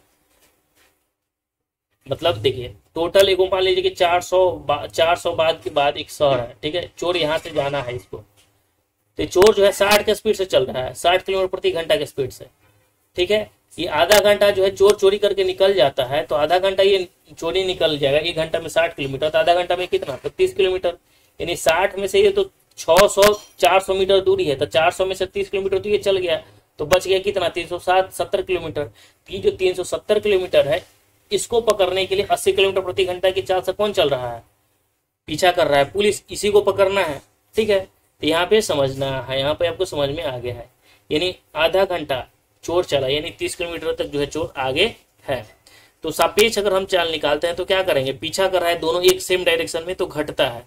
तो 80 में से हम क्या करेंगे, 80 पुलिस का है और चोर का 60 है, तो 80 में से 60 घटा देंगे। तो 80 में से 60 घटाएंगे तो सापेक्ष जो चाल आ जाएगा वो कितना आएगा, 20 किलोमीटर प्रति घंटा। यहाँ तक तो आपको समझ में आया होगा। तो चोर को पकड़ने में कुल लगा समय कितना है, तो चोर को पकड़ने में जो कुल लगा समय है वो कैसे निकालेंगे, तो 30 को ट्रेवल करने में जो टोटल 30 किलोमीटर दूरी है, 30 के स्पीड 30 किलोमीटर की दूरी जो आगे निकल गया, इसी को पकड़ने में 30 बटा हम 20 के लगाएंगे, तो 3/2 यानी 3/2 घंटा हो जाएगा। ठीक है, तो पुलिस द्वारा तय की गई दूरी कितनी है, टोटल 80 के स्पीड से है, तो 80 गुने 3/2 करेंगे तो हमारा पकड़ा जाएगा। ठीक है, तो यहाँ हम ऐसे कैसे किए, तो 30 बटा हम क्या कर दिए, 20 कर दिए, यानी 3/2 घंटा ये में जो है, ये जो चोर 30 किलोमीटर आगे चल गई है, ये 3/2 घंटा में जो है तय कर लेगी। तो पुलिस द्वारा तय की 80 का स्पीड है, तो 80 का स्पीड से 3/2 घंटा में ये तय करेगी, तो कब तक, तो 40 दूनी 80, तो 40 दिया 120, यानी 120 किलोमीटर, ये ध्यान रखना, 120 किलोमीटर वो ट्रैवल कर लेगी। ठीक है, यहाँ पे समझ गए होंगे आप। चलिए आगे देख लेते हैं हम लोग।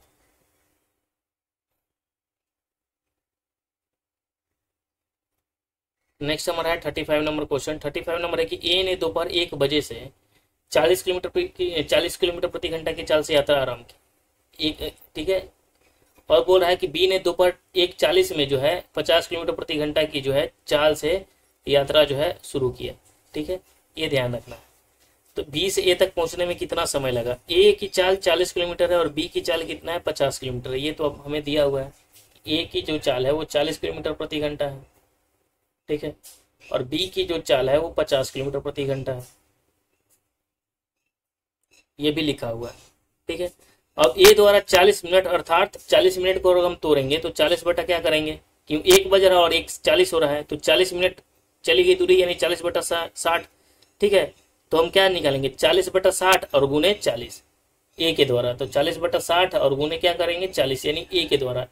ठीक है, तो ये 0 से 0 खत्म हो गया। ठीक है, तो 6 के 24 और 6 के 16, यानी 160 बटा कितना हो जाएगा, 6 किलोमीटर दूरी तय करेगा ए। बी का हम इसी प्रकार निकाल लेंगे।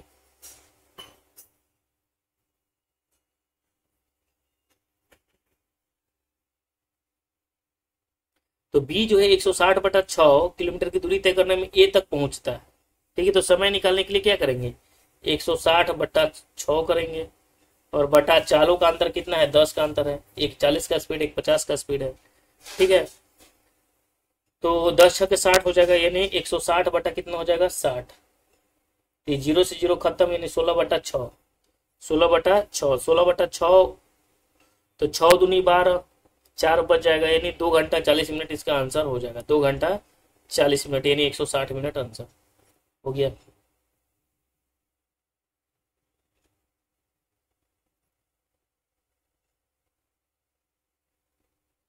नेक्स्ट है क्वेश्चन 36 नंबर की, पहली 10 विषम प्राकृतिक संख्याओं का माध्य बोल रहा है। ठीक है, पहली 10 प्राकृतिक संख्याओं का माध्य हमसे पूछा है। ठीक है, ये ध्यान रखना। तो पहली 10 प्राकृतिक संख्याओं का माध्य याद रखना है कि 10 होता है। ठीक है, अगर आपको लिखना है तो प्राकृतिक संख्या पता है 0 ए मतलब 0 नहीं होता, प्राकृतिक विषम प्राकृतिक बोला तो 1 3 लेना है, 5 7 9 11 13 15 17 और 19 सबको जोड़ेंगे, 100 आएगा, 100 बटा 10 10 आ जाएगा। ठीक है, तो यदि भी सम संख्याओं का सम क्या होता है, सम होता है, माध्य सम होता है, और लेकिन सम संख्या के विषम तो माध्य विषम संख्या होता है। तो ये ध्यान रखना, इसका 10 आंसर याद रखना है। चलिए नेक्स्ट हमारा या बना लेना है, आपको बनाना है अगर नहीं आपको पता है तो। ए बी सी डी का औसत भार जो है 56 है, यानी ए बी सी डी यानी कितने हैं, 4 है, 4 का औसत भार कितना है, तो 4 लोगों का औसत भार जो है 56 है। तो ए बी सी डी का योग कितना होगा, ए बी सी और डी का योग अगर हम बात करेंगे तो 4 गुने क्या करेंगे 56, तो गुना करेंगे तो 4 छके 24, और 4 × 5 = 20 और 2 = 22 यानी 224 योग हो जाएगा। ए बी और सी का औसत भार कितना है? 52 है। यानी ए बी और सी का औसत भार कितना है? 52 है। ये ध्यान रखना है। इसको थोड़ा सा हम और बना देते हैं। यहाँ पे देखिए ए बी सी और डी का औसत भार कितना है? 56 है। तो 56 में 4 से गुना करेंगे, तो 56 में 4 से अगर हम गुना करते हैं तो कितना आएगा? 224 आ जाएगा। यहाँ पे समझिएगा। फिर ए बी और सी का ए बी सी का कितना है? 3 लोगों का भार 52 है। यानी ए बी और सी का भार कितना है? 52 है। 52 में 3 से गुना करेंगे तो 3 × 5 = 15, 3 दूनी 6 यानी 156 आ जाएगा। सी और डी का भार कितना है? तो सी और डी का भार कितना है? 48 है। तो 48 दूनी कितना हो जाएगा? 96 योग हो जाएगा। तो सी का भार इसमें से पूछा है। अरे यार, तो A B C D C D C D C D, तो सबसे पहले देखिए ए बी सी का भार 156 है, तो ए बी सी डी का 224 है। तो हम डी का निकालने के लिए क्या करेंगे? 224 में से 156 घटा देते हैं, तो डी का भार निकल के आ जाएगा। ठीक है, तो 14 में से 6 गया कितना? 8 × 6 = 14 और ये हो गया 11, 6 × 5 = 11, यानी 68। कितना आ जाएगा? 68।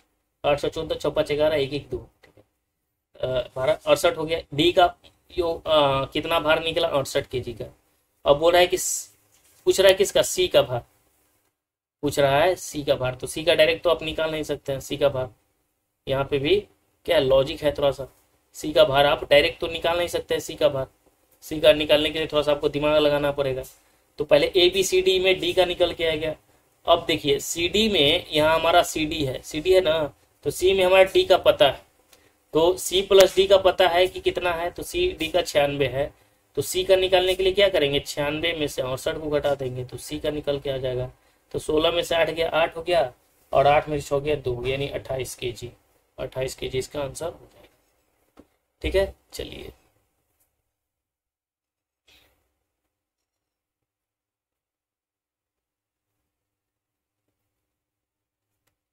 नेक्स्ट है क्वेश्चन 38 नंबर क्वेश्चन। 45 परिणामों का जो औसत है वो 23 है। उनमें से पहले 22 का जो औसत है वो कितना है? तो पहले 22 का औसत जो है 18 है, और अंतिम 22 का औसत 21 है। तो 23वें का परिणाम ज्ञात करना है। तो देखिए 45 का औसत जो है वो कितना है? 45 का औसत 23 है। तो 45 का योग हम निकाल देंगे। 45 गुने क्या करेंगे? 23 करेंगे, तो 1035 आ जाएगा। ठीक है, 1035 आ जाएगा। ये ध्यान रखना। क्या करेंगे? यहाँ पे लिख देते हैं 45 है और गुने 23। तो 45 गुने 23 करेंगे तो कितना आ जाएगा?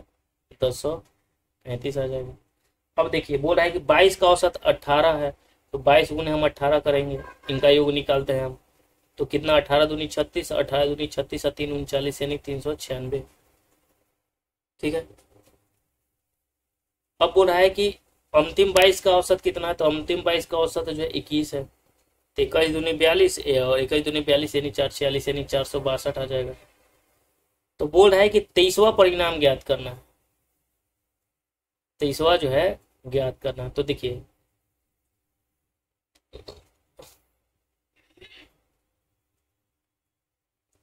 अंतिम का शुरू का 22 का दिया हुआ है, अंतिम का 22 दिया हुआ है, टोटल 45 है। तो 22 22 44 यानी इन दोनों को अगर हम ऐड कर लेते हैं, ठीक है, तो 44 का भार निकल के आ जाएगा।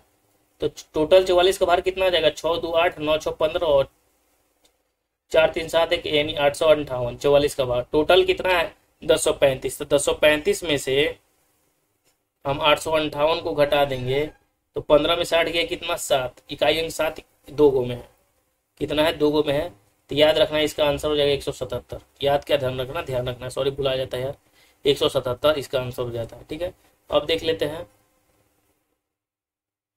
नेक्स्ट हमारा है कि दो भाइयों की आयु का अनुपात जो है 7:15 है, और उनका आयु का लौसा जो है 210 है। तो बड़े भाई की आयु कितनी है? अरे यार, इसमें देखिए बड़ा भाई कौन है? बड़ा भाई 15 है। तो 15 का मल्टीपल हम सबसे पहले देखेंगे, तो 15 का मल्टीपल 45 है। ठीक है, फिर 30 है, फिर 15 है। तो पहले 42 तो कभी नहीं होगा। ठीक है, ये ध्यान रखना है। लेकिन ऑप्शन में हमें चकरा दिया। क्या चकरा दिया? क्योंकि 3 जो है मैच कर दिया, तो इसको बनाना ही पड़ेगा। ठीक है, तो देखिए 7x गुने 15 यही तो होता है ना, 7x गुने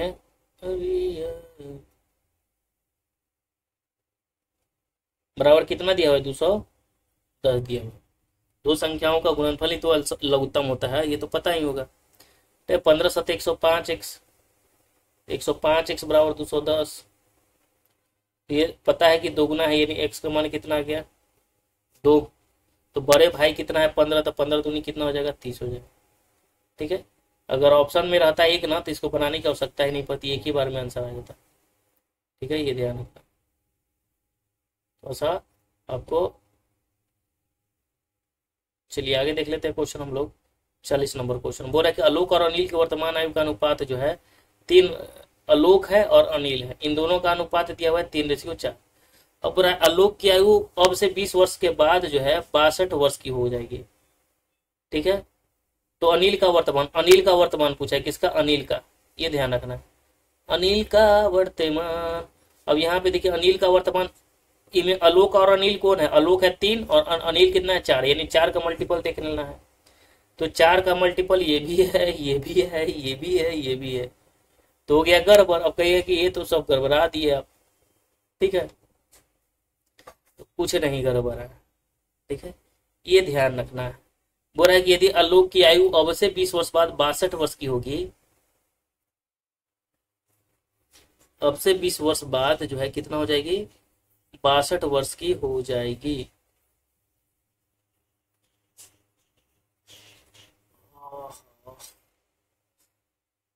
एक सेकेंड, पैर झुंझुना गया। आलोक और अनिल की वर्तमान आयु का अनुपात जो है 3 कितना है, 4 है। ठीक है, 20 वर्ष बाद आलोक की आयु जो है कितना हो जाएगी, 62 वर्ष की हो जाएगी। तो मान लेते हैं कि रेशियो दिया है 3x 4x। ठीक है, अच्छा आलोक की आयु 20 वर्ष के बाद 62 वर्ष की हो जा रही है, तो अनिल की वर्तमान आयु हमसे पूछा है। ठीक है, तो आलोक की 20 वर्ष बाद, आलोक कितना है, 3x है, तो 20 वर्ष बाद कितना हो जा रहा है, तो 20 वर्ष बाद जो है 62 वर्ष का हो रहा है। तो यही पे हम रेशियो निकाल लेते हैं x का मान। तो ये तो आसान हो गया, और 60 में से 20 जाएगा तो 40 हो जाएगा, तो 40 तो होगा नहीं, 42, और ये 16 14 42, यानी x का मान कितना है, 14। तो बोला अनिल के वर्तमान, तो 14 चौके 56 हो गया, x का मान अनिल में रख देंगे, हो गया उत्तर।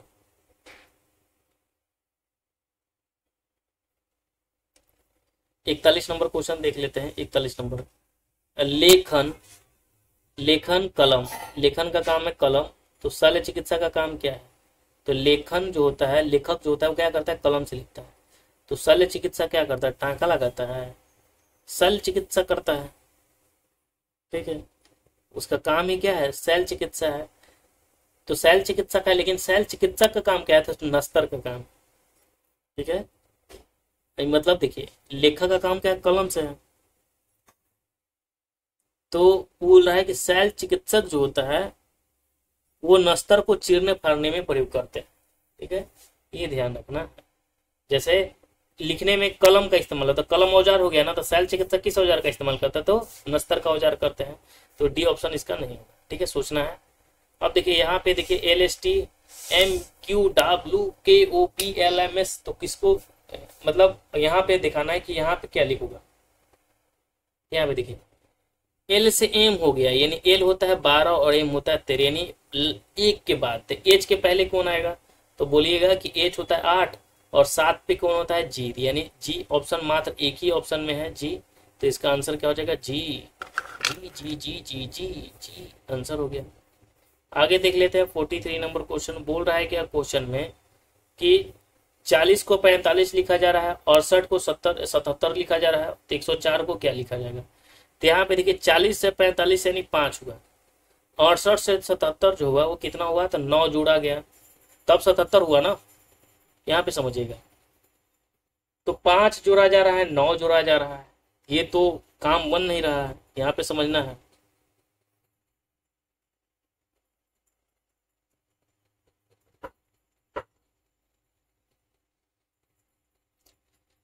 तो अब देखिए 6 का स्क्वायर कितना होता है, 36, और 36 में 4 जोड़ेंगे तो 40 हो जाएगा। तो 45, 7 के स्क्वायर में से 4 घटाइए तो 49 में से 4 45, यानी एक के स्क्वायर में जोड़ना है और एक के स्क्वायर में क्या करना है, घटाना है। तो 68 का अगर हम वही करें तो 8 के स्क्वायर 64 और 4 68, और वही अगर हम देखें 9 का स्क्वायर -4 77, तो 10 के स्क्वायर 4 104 होता है, तो 11 का स्क्वायर 121, 121 में से 4 घटा देंगे तो कितना होगा? 117 होगा। आगे है मेरे भाई 44 नंबर क्वेश्चन। बोला कि राहुल राजा का भाई है। अब इसको हम बनाएंगे नहीं क्योंकि ब्लड रिलेशन जो है ना, आंख बंद करके समझिएगा तो हो जाएगा रिलेशन को। राहुल राजा का भाई है, राधा जो है रमन की बहन है, राजा राधा का पुत्र है, तो फिर राहुल का राधा से किस प्रकार का संबंध है? तो बेटा का संबंध है। नेक्स्ट है क्वेश्चन हमारा, संकीर्त का भाई एक सेलन है। संकीर्त का एक भाई है जिसका नाम क्या है? सेलन है। ठीक है, संकीर्त जो है चंदन का पुत्र है और आसाराम चंदन के पिता है। समझ में आ रहा है? देखिए, संकीर्त का एक भाई है जिसका नाम क्या है? संकीर्त का भाई है सेलन। संकीर्त चंदन का पुत्र, संकीर्त के पिता कौन है? चंदन है। तो चंदन जब पिता है तो एक सेलन का भी पिता कौन हुआ? चंदन ही हुआ। और आसाराम जो है चंदन का पिता है, यानी आसाराम कौन हुआ? संकीर्त और सेलन के दादाजी। तो संबंध के मामले में चंदन का सेलन से क्या संबंध है? तो चंदन का सेलन से क्या संबंध है? पिता का संबंध है। हो गया, यानी चंदन कौन लगेगा? सेलन के पिता। आगे देख लेते हैं 46 नंबर क्वेश्चन। धरून का भाई अनंत है। धरून का एक भाई है जिसका नाम है अनंत। धरून जो है कुमार का पुत्र है, यानी कुमार का एक और पुत्र है जिसका नाम है अनंत। ठीक है, क्योंकि धरून अनंत भाई है तो कुमार का पुत्र धरून थोड़ी ना होगा, अनंत भी होगा। कृष्णन कुमार का पिता है और कृष्णन जो है वो कुमार का पिता है, यानी कृष्णन कौन हो गया? तो धरून और आनंद का दादाजी। तो आनंद कृष्णन से कैसे संबंध है? तो आनंद जो है कृष्णन का कौन लगेगा भाई? तो पोता लगेगा, सुपुत्र यानी पोता। ठीक है, हो गया अंक। आगे देख लेते हैं 37 नंबर क्वेश्चन। अब यहाँ पे देखिए 3, 6, 8, 16, 18, 36, तो अगले बाद जो है कौन संख्या आएगा? तो 3 में 6 2 गुना, फिर +2, फिर 8 गुनी 16, 16 2 18, 18 दूनी 36, 36 2 38। हो गया। 48 नंबर क्वेश्चन देख लेते हैं। 48 नंबर है 5, 16, 29, 46, 65 और 88, उसके बाद कौन संख्या कौन? तो 5 से 16 ऐड किया गया है 11, 16 से 29 13 ऐड किया गया है, 29 से 46 17, 46 से 65 19 और 65 से 88 8 5 23। ठीक है, और 88 से आपकी 29 ऐड कर देंगे क्योंकि सभी अभाज्य संख्या को जोड़ा गया है 29, अभी अगले अभाज्य संख्या को। ठीक है, तो 29 जोड़ेंगे 88 में तो 8 7 15, सॉरी 8 9 8 17 यानी 117 आ जाएगा। नेक्स्ट है हमारा LDOQ। अब देखो यार, L को क्या लिखा जा रहा है? 12, D को 4, O को 15, ठीक है, E 5, R 18, F 6। अब यहाँ पे पैटर्न आपको समझना चाहिए। अब देखिए 12 3 15, 15 3 18, 4 1 5, 5 1 6, 6 1 7, 18 3 21। अगला पूछ रहा है 21 पे कौन आता है? तो TU आता है। हो गया। नेक्स्ट है question 50 number question. 50 number question क्या कर रहा है? इसमें से विषम बताना है, इनमें से कौन सा विषम है? तो डायरेक्ट आपको पता चल रहा होगा कि सब में बीचे बीच काटा हुआ है और 2 ऑप्शन में जो है काटा गया नहीं है। ठीक है, तो इसमें से अब देखिए और विषम दिख रहा होगा। देखिए इन दोनों पर जो है ये चिन्ह नहीं है, है नहीं है, लेकिन इस पे मात्र है, तो सी ऑप्शन हो जाएगा इसका आंसर। ठीक है, तो यहां से भी समझना है। आगे देख लेते हैं 51 नंबर श्रृंखला के स्थान पर देखिए त्रिभुज चतुर्भुज गोला। तो क्या कर दिया गया कि गोला को अंदर जो है चतुर्भुज और त्रिभुज को कर दिया गया। तो अगला सबसे आखिरी वाला है गोला ना है, तो गोला को बाहर कर दिया गया। तो सबसे आखिरी त्रिभुज है तो त्रिभुज सबसे बाहर होगा, तो त्रिभुज सबसे बाहर इसमें नहीं है, इसमें नहीं है। ठीक है, तो त्रिभुज सबसे बाहर है तो त्रिभुज के, और फिर जो सबसे लेफ्ट साइड है वो सबसे नीचे है, तो सबसे चतुर्भुज नीचे होगा। ये खत्म, यानी इसका सी आंसर यानी बी आंसर हो गया आंसर। तो कितना सावधानी से आप बना ले रहे होंगे। आगे क्वेश्चन हम लोग देख लेते हैं 52 नंबर क्वेश्चन। अब यहाँ पे इसमें कौन सी बड़ी बात है, इसको तो आपको पता ही चल गया होगा कि इसका आंसर क्या होगा। ठीक है, डी। 53 नंबर क्वेश्चन देख लेते हैं। 53 नंबर क्या कर रहा है? बॉस का छवि जो है कौन सा छवि चयन करना है। तो सबसे पहले देखिए इसका विपरीत जो हो जाएगा ये हो जाएगा, तो कभी भी ये एक साथ नहीं बैठ सकता। एक साथ कभी भी नहीं बैठेगा, एक साथ कभी भी नहीं बैठेगा।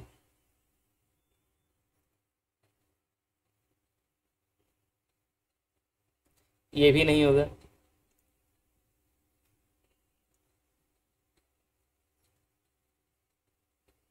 डी हो जाएगा आंसर।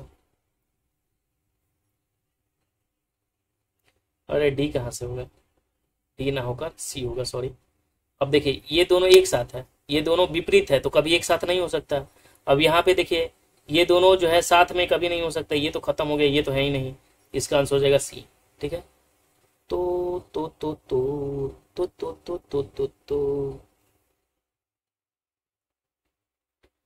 54 नंबर देख लेते हैं। 54 नंबर है 11 को 131 लिखा जा रहा है, 17 को 305 लिखा जा रहा है, तो 23 को 555 लिखा जा रहा है। तो विकल्प में कौन सा विकल्प उपरोक्त संख्या उनको समान तर्क का जो है पालन करता है।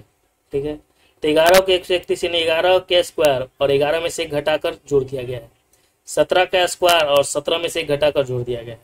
23 का स्क्वायर और 23 में से घटाकर जोड़ दिया गया है। तो उसी प्रकार देख लीजिए 29 का स्क्वायर, ठीक है, और उसको 29 में से घटाकर जोड़ दिया गया है। आगे देख लेते हैं क्वेश्चन हमारा 55 नंबर। ये काम तो आपका है, ठीक है, ये मेरा काम नहीं है क्योंकि हम ये बनाते क्वेश्चन नहीं है। अब जहाँ पे के है वहाँ पे क्या रखना है, तो जहाँ पे के है वहाँ पे भागा रखना है, समझिएगा। जहाँ पे क्यू है वहाँ पे क्या रखना है, तो जोड़ रखना है। जहाँ पे जे है वहाँ पे क्या रखना है, गुना रखना है। और जहाँ पे टी है वहाँ पे क्या रखना है, माइनस रखना है। अब बस इसको सॉल्व कर लेना है। ठीक है। तो ये आपका होमवर्क है। होमवर्क क्या है, सब तो बनाना ही है। तो इसका आंसर हो जाएगा डी, बता दे रहे हैं आंसर पहले। 56 नंबर क्वेश्चन है। यहाँ पे देख लीजिए 15 को लिखा जा रहा है 1365। यहाँ पे समझिएगा 15 को 1365 लिखा जा रहा है, 27 को ये लिखा जा रहा है, तो 43 को क्या लिखा जाएगा। तो कुछ लंबा झोल किया गया होगा, स्क्वायर क्यू किया गया होगा, ये आपको समझ में आना चाहिए। या नहीं किया गया होगा तो आसान ही काम किया गया होगा, ये ध्यान रखना है। क्यू इतना पर लंबा जो है नहीं देता है कभी।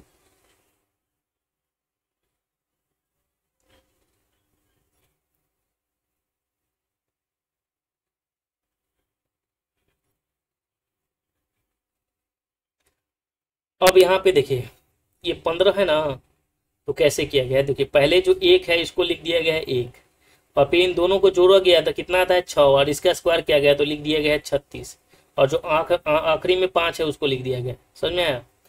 उसी प्रकार देखिए सेकंड को 27 है, तो इसको क्या किया गया, पहले 2 है तो 2 लिखेंगे, और अंत में 7 है तो 7 लिखेंगे, और फिर इन दोनों को जोड़ेंगे तो 7 2 9, 9 का स्क्वायर कर देंगे 81।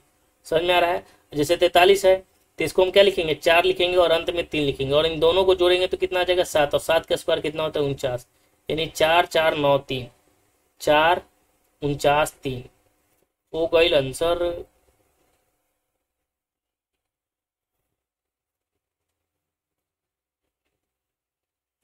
फिफ्टी सेवन नंबर क्वेश्चन देख लेते हैं। बेड को लिखा जा रहा है ये, उसी प्रकार डीआईजी को क्या लिखा जाएगा। ठीक है, बेड को लिखा जा रहा है, सॉरी बेड को लिखा जा रहा है, तो डीआईजी को क्या लिखा जाएगा। तो बेड को लिखा जा रहा है तो डीआईजी को क्या लिखा जाएगा। बी होता है 2 का कोड, 2 का स्क्वायर 4, ई होता है 5, 5 का स्क्वायर 25, डी होता है 4, 4 का स्क्वायर 16, डी होता है 4, 4 का स्क्वायर 16, आई होता है 9, 9 का स्क्वायर 81। ओ तेरी की। नेक्स्ट हमारा है 58 नंबर क्वेश्चन। बोल रहा है कि 4 शब्द दिए गए जिनमें से 3 किसी तरह से समान है और एक असंगत है, तो संगत शब्द का जो है चयन करना है। इनमें से कोई बड़ी बात है नहीं। तेंदुआ, जंगली बिल्ली, बाघ और लोमड़ी, इनमें से असंगत कौन है, तो लग रहा है सब तो जंगली जानवर होगा। ठीक है, तो बाघ, जंगली बिल्ली और तेंदुआ ये सभी बिल्ली का प्रजाति है, लेकिन लोमड़ी जो है ना जंगली कुत्ते का प्रजाति है, ये ध्यान रखना है। नेक्स्ट हमारा है, यहाँ पे देख लेते हैं 23 है, 29 है, 31 है, 37 है, 42 है, 43 और 47 है। इनमें से अलग एक जो है संख्या इसमें बताना है। ठीक है, तो 23, 29, 31, 37, 43, 47 ये सभी अभाज्य है, लेकिन एक इसमें भाज्य घुसा दिया गया है, वो है 42। इसका आंसर हो जाएगा 42। नेक्स्ट है क्वेश्चन हमारा 42 का आंसर हो जाएगा। नेक्स्ट है क्वेश्चन हम 60 नंबर क्वेश्चन कि कांच कैसा होता है, तो कांच कहिएगा कि पारदर्शी होता है। तो लकड़ी कैसा होता है, लकड़ी अपारदर्शी, तो लकड़ी के आर पार किया जा सकता है, बिल्कुल नहीं। नेक्स्ट हमारा है 61 नंबर क्वेश्चन, यहाँ पे जो है हिंदी का क्वेश्चन, तो कुसुम का विशेषण क्या होगा। कुसुम का विशेषण क्या होगा, तो कुसुम का विशेषण क्या क्वेश्चन कर रहा है, कुसुम का विशेषण क्या होगा। कुसुमता, कुसुमित या कुसुमलता या कुसुमती। तो कुसुम का जो तो विशेषण होगा वो क्या होगा, तो कुसुमित होगा। क्या होगा, कुसुमित होगा। नेक्स्ट हमारा है 62 नंबर, कंचन एक कृषांगिनी युवती है, तो इस वाक्य में अशुद्धि की बताना है। कंचन एक जो है कृषांगिनी युवती है, ठीक है, यहाँ पे हमें बताना है। तो शब्द जो चयन संबंधी है वही अशुद्धि है, ठीक है, वर्तनी तो नहीं है, शब्द चयन ही अशुद्धि है। नेक्स्ट हमारा है कि किस विकल्प में सही विलोम जो है सही नहीं है, तो सुगम का क्या होता है, तो पहले ही तो हमारा लग रहा है कि गलत है, ठीक है। भोक्ता का भोग हो गया, समास का व्यास हो गया, प्रसन्न का विपन्न हो गया, ठीक है। सुगम का जो है संगम नहीं होता है, यही हमारा क्या है, गलत है, ठीक है।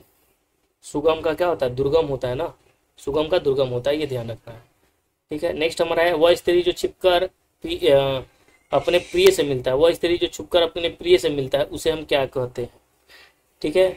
छुपकर प्रिय से मिलेगा और आपको मेघालय शिलोंग घुमाने लेके जाएगी और बस वहीं पे जो है ना बोरा में कस के फेंक देगी, ठीक है। तो वह स्त्री जो छिपकर अपने प्रिय से मिलती है उसे क्या कहेंगे, तो उसे अभिसारिका कहेंगे। क्या कहेंगे, अभिसारिका, ठीक है, ये ध्यान रखना। छुपकर पढ़ाई नहीं करेगी, छुपकर अपने पिया से मिलेगी, जिसे हम क्या कहते हैं, अभिसारिका कहेंगे। नेक्स्ट हमारा है 65 नंबर क्वेश्चन, किस विकल्प में सभी शब्द जो है परस्पर जो है पर्यायवाची हैं, ये हमसे पूछा है।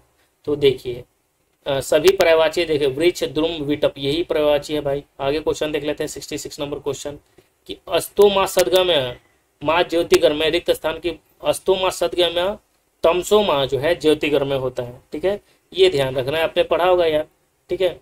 अस्तो माँ सदगमय, तमसो माँ ज्योतिगर्मय, ये होता है फिलिंग द ब्लैंक्स, आपको तो पता ही होगा, ठीक है। माँ मुझे असत्य के मार्ग से सत्य मार्ग की ओर ले चलो, यही इसका क्या होता है, अर्थ होता है। अगला है कि गुड़ खाए और गुलहेल से परहेज, गुड़ खाए लेकिन गुलहेल से परहेज, इसका मुहावरे का अर्थ क्या हो जाएगा, झूठा ढोंग रचना। नेक्स्ट है हमारा, यहाँ पे जो है हमारा क्या है, गधांश है, ठीक है। तो गधांश हम देख लेते हैं, बोल रहा है क्या कि मृत्यु और, ठीक है, यहाँ थोड़ा सा हम इक्वल बड़ा कर देते हैं, ठीक है। अब देखिए बोल रहा है क्या कि मृत्यु जो है और संमित्रा की मृतता पाटलिपुत्र के जन जन की जानी बात थी, यानी मतलब मृत्युंजय की और संमित्रा की जो है कहानी, जो मित्रता था इन दोनों का, पाटलिपुत्र के जन जन की जानी बात थी, यानी जनता सब जानती थी, यानी जन जन क्या हो गया, सभी लोग। मृत्युंजय जो था जन जन के द्वारा धनवंतरी की उपाधि से विभूषित वैद्य था, यानी जनता जो था मृत्युंजय को धनवंतरी कहती थी, एक वैद्य था। और संमित्रा जो था वो समस्त उपाधियों से विमुक्त एक भिक्षुनी थी, क्या थी, भिक्षु थी। मृत्युंजय जो था चरक और सुसूत्र का समर्पित थे, मृत्युंजय जो थे ना वो चरक और सुसूत्र को समर्पित थे, ठीक है, उनके गुरु थे। तो संमित्र बुद्ध के संग और धर्म को थे, और संमित्र जो थे वो बुद्ध के संग और धर्म को थे। प्रथम का जीवन की संपन्नता और दीर्घायुष्य में विश्वास था, तो द्वितीय का जीवन के निराकरण और निर्वाण में। पहले जो थे मृत्युंजय जो क्या था, तो मृत्युंजय जो था वो दीर्घायुष्य में विश्वास रखता था, और जहां संमित्रा जो था जीवन के निराकरण और निर्वाण में। दोनों ही दो विपरीत तटों के समान थे, फिर भी उनके मध्य बहने वाली स्नेह सारिता उन्हें जो है अभिन्न बनाए रखती थी, ठीक है। यह आश्चर्य है कि जीवन के उपासक वैधराज को उस निर्वाण के लोभी के बिना चैन ही नहीं था। पर यह परम आश्चर्य था कि समस्त रोगों को मलों की तरह त्यागने में विश्वास रखने वाला भिक्षु भी वैधराज के मुंह में फंस अपने निर्वाण को कठिन से कठिनतर बना रहा था। वैधराज अपनी वार्ता में संगमित्र से कहते हैं निर्वाण का अर्थ है आत्मा के मृत्यु पर विजय। संगमित्र हंसकर कहते हैं देह द्वारा मृत्यु पर विजय मोक्ष नहीं है, ठीक है। मतलब वहीं पे जो वैधराज थे वो कहते थे संगमित्रा को ना कि मोक्ष जो है ना वो आत्मा अगर की मृत्यु पर विजय प्राप्त हो जाए तो मोक्ष है, लेकिन वहीं संगमित्रा कहते थे कि देह द्वारा मृत्यु पर विजय मोक्ष नहीं है, अगर देह के द्वारा मृत्यु हो जाए तो विजय मोक्ष नहीं है। देह तो अपने आप में व्याधि है, बिल्कुल है, देह तो अपने आप में ही नष्ट होना है, ठीक है, खुद से नष्ट हो जाए। तुम देह की व्याधियों को दूर करके कष्टों से छुटकारा नहीं दिलाते, बल्कि कष्टों के लिए अधिक सुयोग जुटाते हो। देह जो है व्याधि से मुक्ति तो भगवान की शरण में है। वैदराज ने कहा तो मैं तो देह को भगवान के समीप जाते ही बने रहने का माध्यम मानता हूँ। वो क्या कहते थे वैदराज कि मैं तो मानता हूँ कि ये देह त्यागूंगा तो मैं भगवान के पास चला जाऊंगा। ठीक है, पर दृष्टियों का यह विरोध उनकी मृतता के मार्ग में कभी जो है बाधक नहीं हुआ। दोनों अपने कोमल हास और मोहक स्वर से अपने अपने विचारों को प्रस्तुत करते रहे। ठीक है, तो चलिए इसमें क्वेश्चन हम लोग देख लेते हैं। 68 नंबर क्वेश्चन क्या कर रहा है कि देह जो है वेदी के निराकरण के बारे में संघमित्र का क्या विचार था। तो हम सभी जानते हैं, हमने पढ़ा कि उनका जो विचार था कि संघमित्र देह वेदी से मुक्ति भगवान की शरण से मानते थे, लेकिन वहां वो नहीं मानते थे। कौन नहीं मानते थे? मृत्युंजय। आत्मा की मृत्यु पर विजय ही मोक्ष है, ऐसा किसका मानना था? तो ये जो था वो मृत्युंजय कहते थे कि आत्मा के मृत्यु पर विजय ही मोक्ष है। ऐसा किसका मानना है? आत्मा अगर मर जाए, मृत्युंजय का मानना था। 70 नंबर है कि वेदी और सुयोग शब्द में जो है क्रमशः प्रयुक्त उपसर्ग हमें बताइए। ठीक है, तो इसमें जो है वी और सु है, अगला वेदी में वी और वेदी और सुयोग सु है। ठीक है, अब यहाँ से इंग्लिश हमारा क्वेश्चन जो है शुरू हो जाता है। ठीक है, अब देखिए यहाँ पे देखिए पहला हमारा क्वेश्चन है बल हेडेड, बुल हेडेड। अब बुल हेडेड का मतलब क्या होता है? बुल हेडेड का मतलब होता है मजबूत। बुल क्या होता है? सांड। ठीक है, तो बुल हेडेड मतलब सांड का जो हेड होता है वो मजबूत होता है, तो बुल हेडेड मतलब जो है मजबूत। तो इसका जो सिनोनिम्स हो जाएगा मतलब समानार्थी, तो हेड स्ट्रांग हो जाएगा। ठीक है, तो इसका आंसर हो जाएगा पहला ही। नेक्स्ट हमारा अब यहाँ पे क्लियर हेडेड क्या होता है? मिडिल हेडेड बेवकूफ होता है। अगर मॉडल हेडेड की बात करें तो ये क्या होता है? बेवकूफ होता है। वीक माइंडेड क्या होता है? वीक माइंडेड तो समझ जाते हैं कि ना समझ होता है, और क्लियर हार्टेड जो होता है वो क्या होता है? तो समझदार होता है। नेक्स्ट है क्वेश्चन हमारा 62 नंबर क्वेश्चन की यहाँ पे देखिए फ्लैब्रेग्रेस्टेड का मतलब क्या होता है? फ्लैब्रेग्रेस्टेड का मतलब क्या होता है यहाँ पे समझना है। ठीक है, तो यानी होता है हैरत में डालना, या कभी कोई आदमी भौचक्का हो जाता है ना, वो होता है अचानक। स्प्लेंडेड, तो वो तो स्प्लेंडेड हो गया। फ्लैब्रेग्रेटेड का मतलब फ्लैब्रेगेस्टेड का मतलब क्या होता है? फ्लैब्रेगेस्टेड का मतलब होता है भौचक रहना, हैरत में डालना, जिसे एस्टोनाइज्ड हम कहते हैं। ठीक है, तो सिनोनिम से पूछा था, एस्टोनाइम तो पूछा नहीं है, तो एस्टोनाइज होता है। ठीक है, ये ध्यान रखना है। मोटिवेटेड तो पता है, डिस्टर्ब पता ही होगा। टेरिफाइड होता है भयभीत। ठीक है, I am not terrified anyone. Next हमारा है क्या? तो क्लैंडेस्टीन। क्लैंडेस्टीन क्या होता है? क्लैंडेस्टीन की अगर हम बात करें तो ये होता है गुप्त या अवैध। ठीक है, जिसको हम ऑनेस्ट हम कहते हैं। एंटोनिम कह रहा है तो ऑनेस्ट हो जाएगा उल्टा इसका।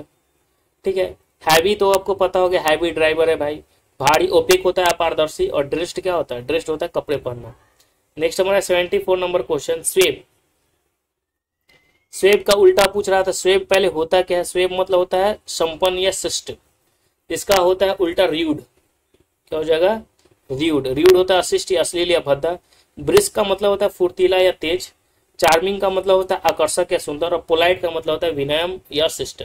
ठीक है, आगे देख लेते हैं 75 नंबर क्वेश्चन। ए रैबिट जो है ड्वेलिंग। ए रैबिट ड्वेलिंग का मतलब क्या होता है? ए रैबिट ड्वेलिंग का मतलब होता है ब्यूरो। ब्यूरो क्या होता है ये भी आपको ध्यान रखना है।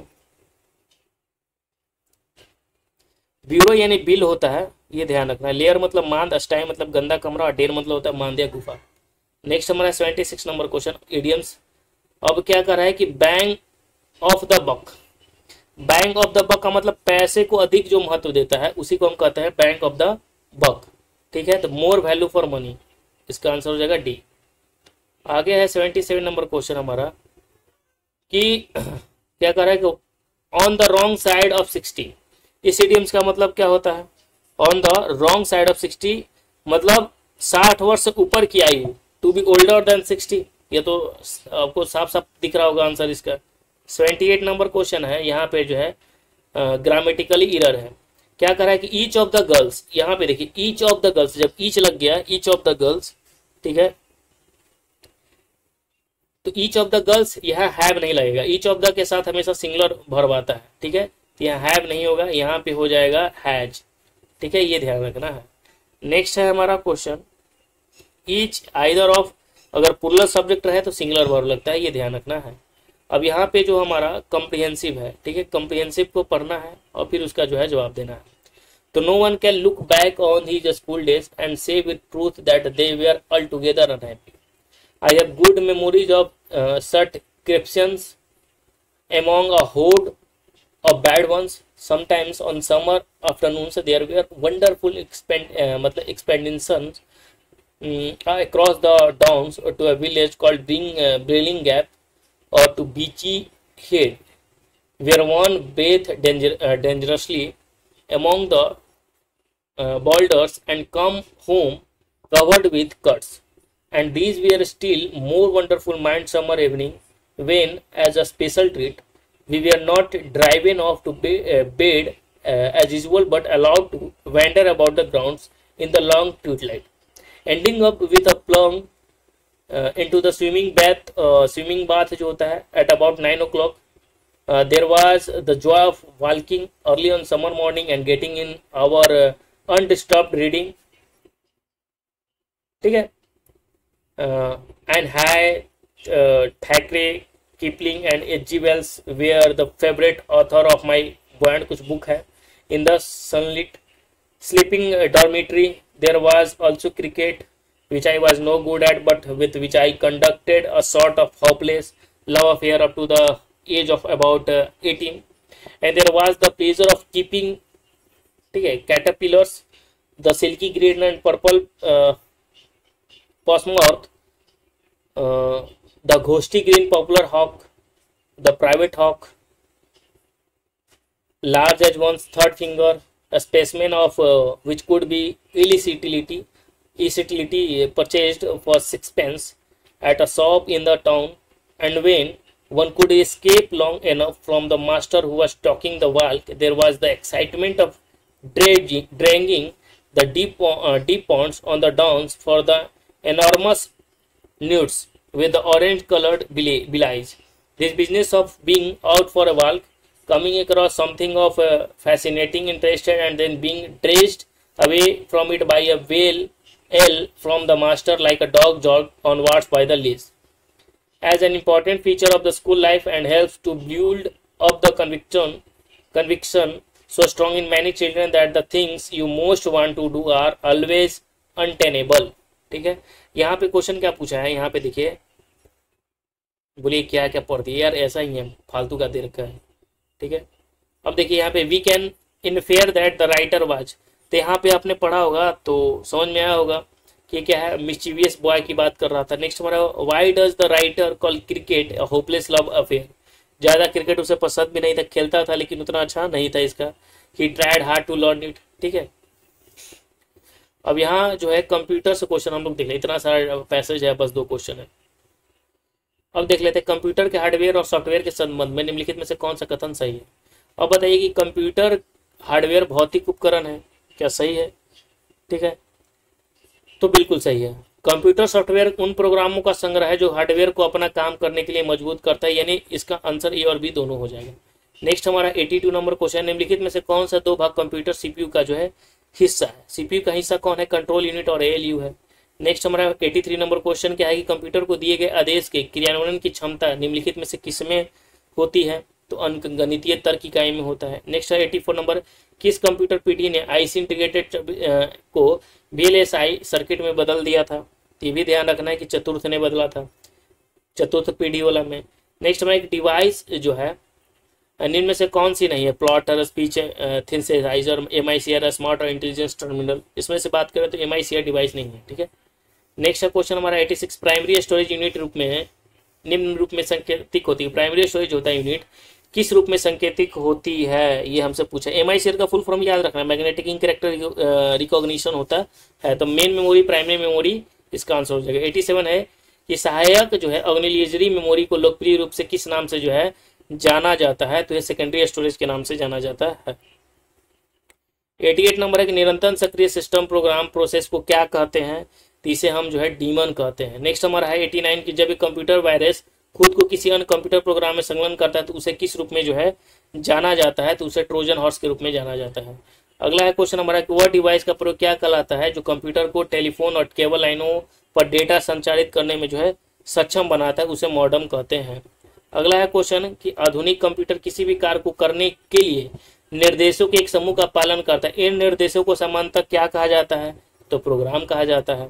आगे क्वेश्चन है कि एक कंप्यूटर के सेंट्रल प्रोसेसिंग यूनिट द्वारा सीधे संचालित किए जाने वाले निर्देश का एक सेट होता है, तो उसे हम क्या कहते हैं, तो उसे हम मशीन लैंग्वेज कहते हैं. नेक्स्ट हमारा है 93 नंबर क्वेश्चन. 93 नंबर है कि कंप्यूटर कोडिंग में 2 की घात का उपयोग किस प्रणाली में किया जाता है?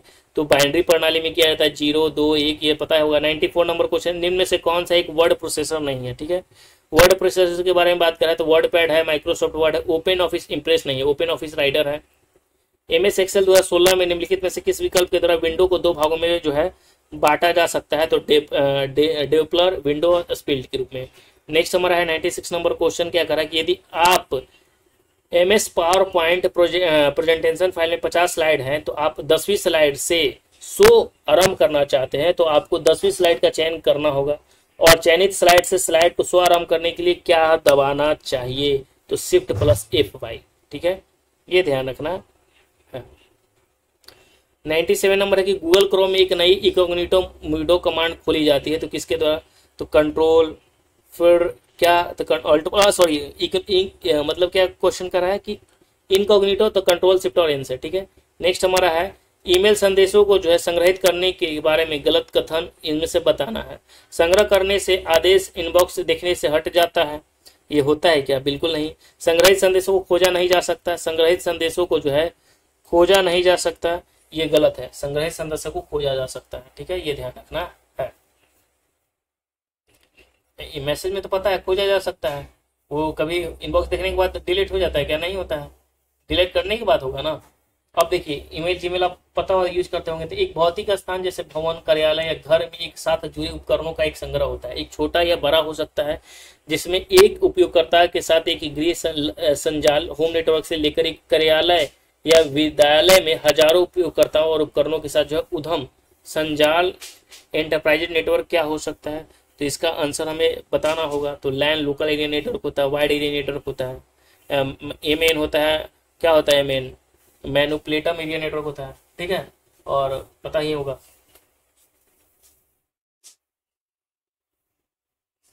Metropolitan area network man. ठीक है, डायल अप कनेक्शन में आपके कंप्यूटर को भौतिक रूप से फोन लाइन से जोड़ने के लिए इनमें से किसका उपयोग जो है किया जाता है? तो मोडेम का उपयोग किया जाता है। किसका? मोडेम। मोडेम का मॉड्यूलेटर डीमॉड्यूलेटर फुल फॉर्म होता है। ठीक है, इंटरनेट हम इसी से यूज तो करते थे पहले, अब तो वाईफाई ये सब हो गया। ठीक है, तो चलिए यहाँ पे हमारा जो है 100 क्वेश्चन क्या होता है कंप्लीट होता है। तो कैसा लगा क्लास? अगर आप कोई और सेट करवाना चाहते हैं मतलब करना चाहते हैं तो उसका भी हम जल्द उपलब्ध, जैसे BPSC का हो गया, ये सब हम लोग करेंगे। और इसी चैनल पे सोच रहे हैं कि जो घटना चक्र है सबका हम लोग जल्द ही जो है शुरू करने वाले हैं। आपको बिहार दरोगा, बिहार SSC, BPSC के लिए बहुत इंपॉर्टेंट हो जाएगा वो क्लास। सारा घटना चक्र, इकोनॉमिक्स, भूगोल हो गया, फिर हिस्ट्री हो गया, पॉलिटी हो गया, साइंस हो गया, फिजिक्स, केमिस्ट्री, बायोलॉजी, सबका जो है घटना चक्र करेंगे ताकि और बेहतर तैयारी आपकी हो सके। ठीक है, जय हिंद, राम नाम। वीडियो पसंद आ रहा तो वीडियो को लाइक और चैनल को सब्सक्राइब कर दीजिए।